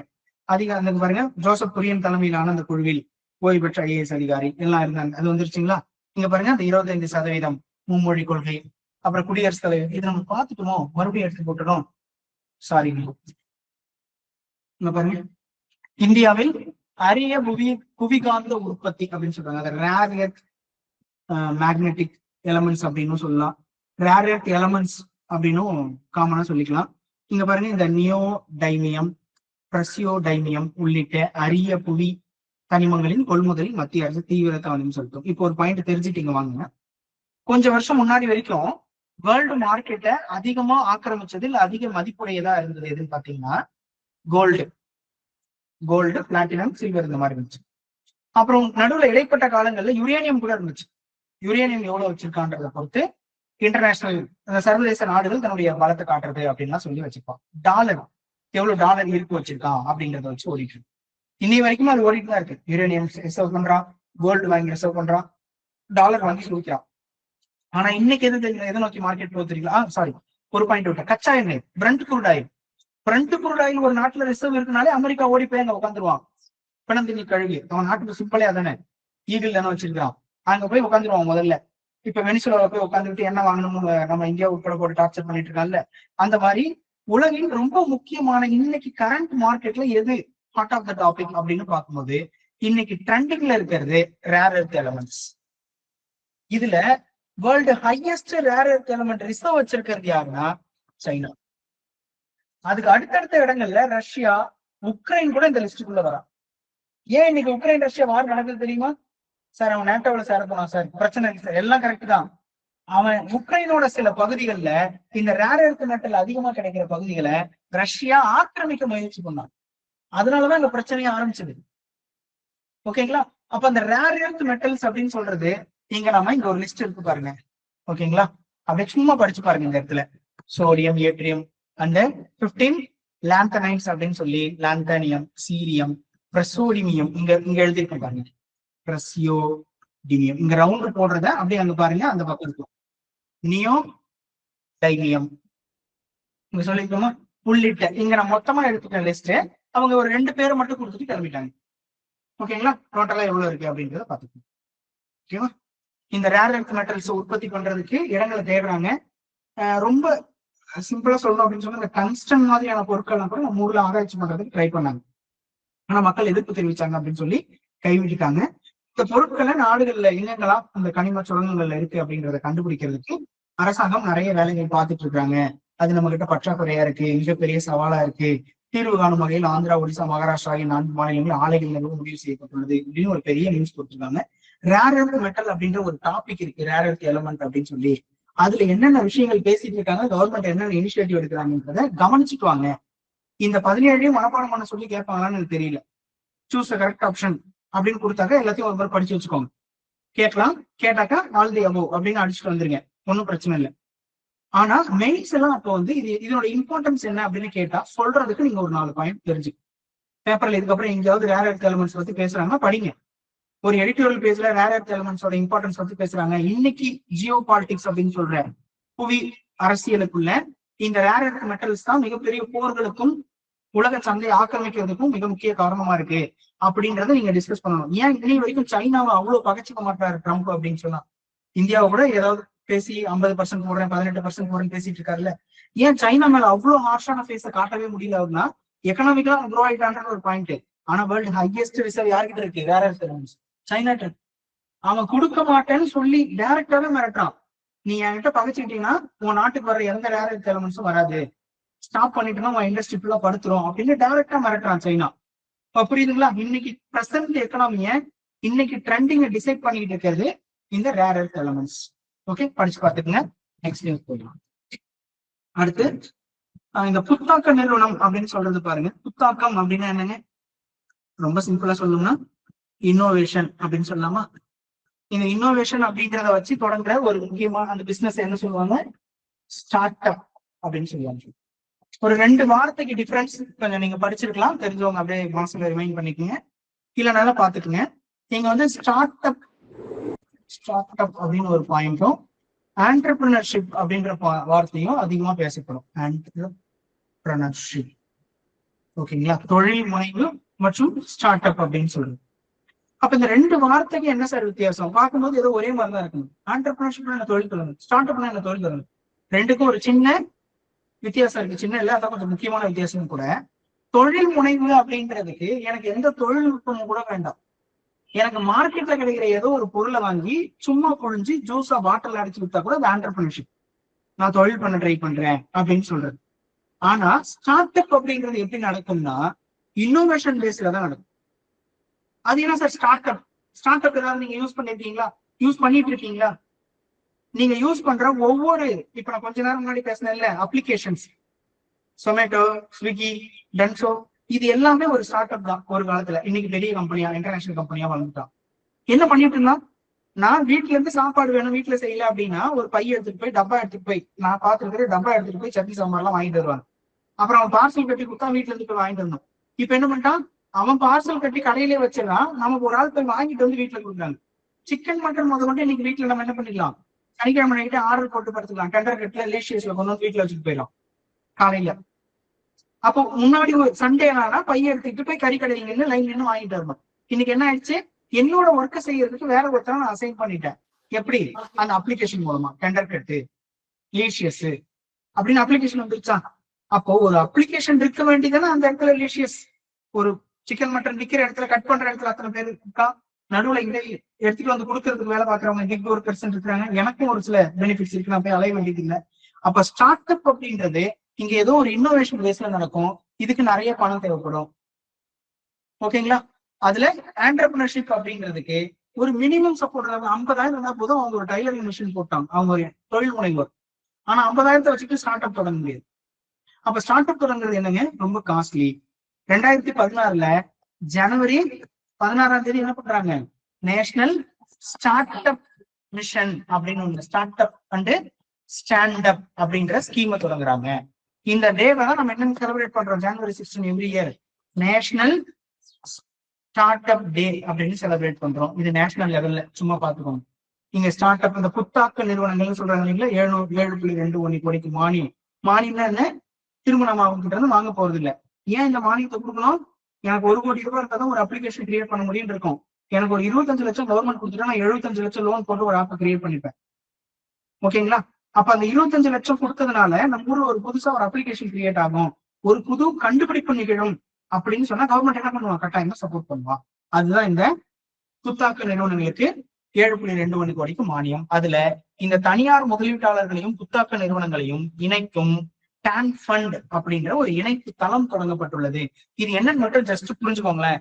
இன்னைக்கு அம்பானி கிட்ட இருக்கிற காசு, சும்மா அம்பானி வச்சு சொல்றேன், அதனால திரும்ப முடியும் போது அம்பானி தான் ஃபண்ட் பண்றாரா அப்படின்னு புரிஞ்சுக்கிறது இல்ல.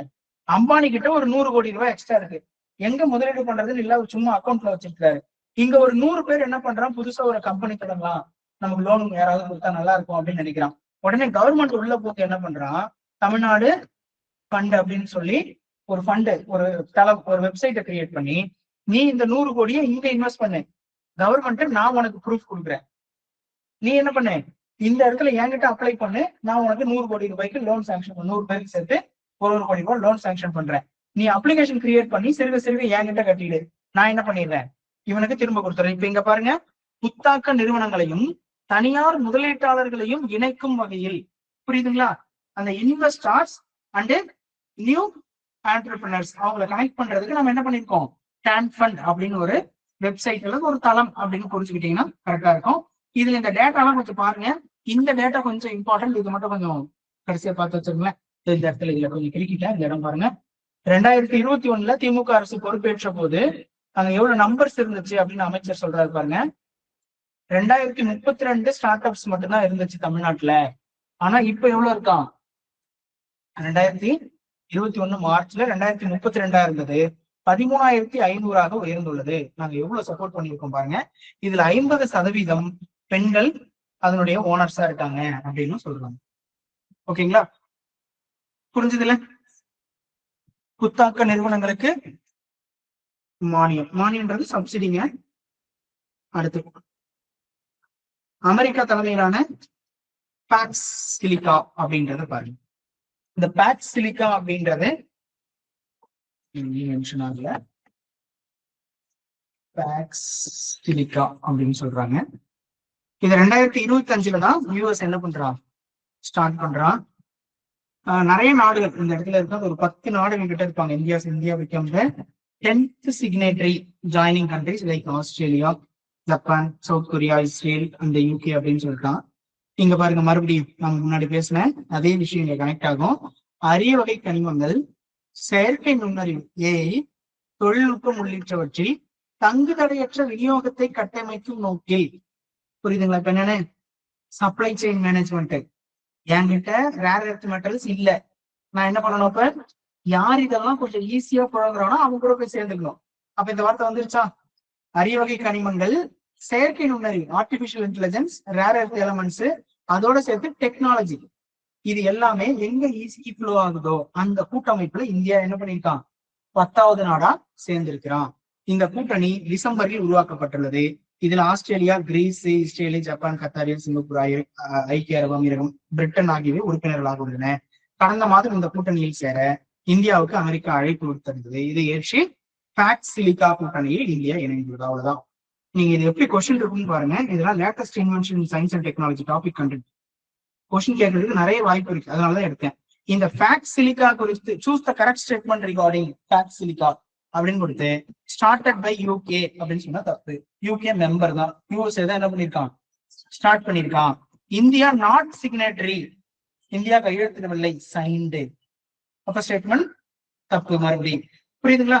சூஸ் த கரெக்ட் ஸ்டேட்மெண்ட் கொடுக்கும்போது இந்த ஃபேக்டர் நமக்கு தேவைப்படும். அடுத்த 3வது பாயிண்டா, இந்த பேக்ஸ் சிலிக்கா அப்படின்றதோட முக்கியமான நோக்கமே சாஃப்ட்வேர் இன்ஜினியரிங் அல்லது சர்வீஸ் செக்டரை டெவலப் பண்றதுக்கு தான் கிடையாது. Rare earth elements, artificial intelligence, technology எல்லாத்தையும் ஷேர் பண்றதை பத்தி பேசுறது. இது not only for service sector, software field மட்டும் கிடையாது. அங்க என்ன ஆகுது, ரேர் எர்த் எலமெண்ட்ன்ற கோர் ஃபீல்டும் வருது உள்ள. அப்போ 3rd ஸ்டேட்மெண்ட்டும் தப்பு. புரியுதுங்களா? Choose the correct statement regarding Pax Silica. எதுக்காக இந்த கூட்டணி? இந்தியா கையெழுத்து போட்டான், சேர்ந்துட்டான், 10வது நாடா சேர்ந்திருக்கிறான். ஏற்கனவே இருக்கிற நாடுகள் உட்பட இதுல மெம்பரா இருக்கிறவங்க ஒரு முறை படிச்சு பாத்துக்குங்க. Who are all the members அப்படின்னு எங்கேயா கேட்கலாம், சும்மா கேட்கலாம், வாய்ப்பு தான் இருக்கு. அப்படியே கேட்பாங்கன்னு தெரியாது. இந்தியா மெம்பரான்னு கேட்கறதுக்கு தான் வாய்ப்பு இருக்கு. India 100% member. எதையெல்லாம் ஷேர் பண்ணிட்டு போறாங்க, இந்த 3 வார்த்தை எழுதிக்கோங்க. Rare earth elements, artificial intelligence and technology sharing. 3 வார்த்தை இருந்துச்சுன்னா ஸ்டேட்மெண்ட் கரெக்ட் அப்படின்னு பாத்துக்கலாம். Okay, next. Okay, thank you. அடுத்த வாரம் நம்ம அதே மாதிரி ஒரு டிஸ்கஷன்ல பார்ப்போம். Thank you so much.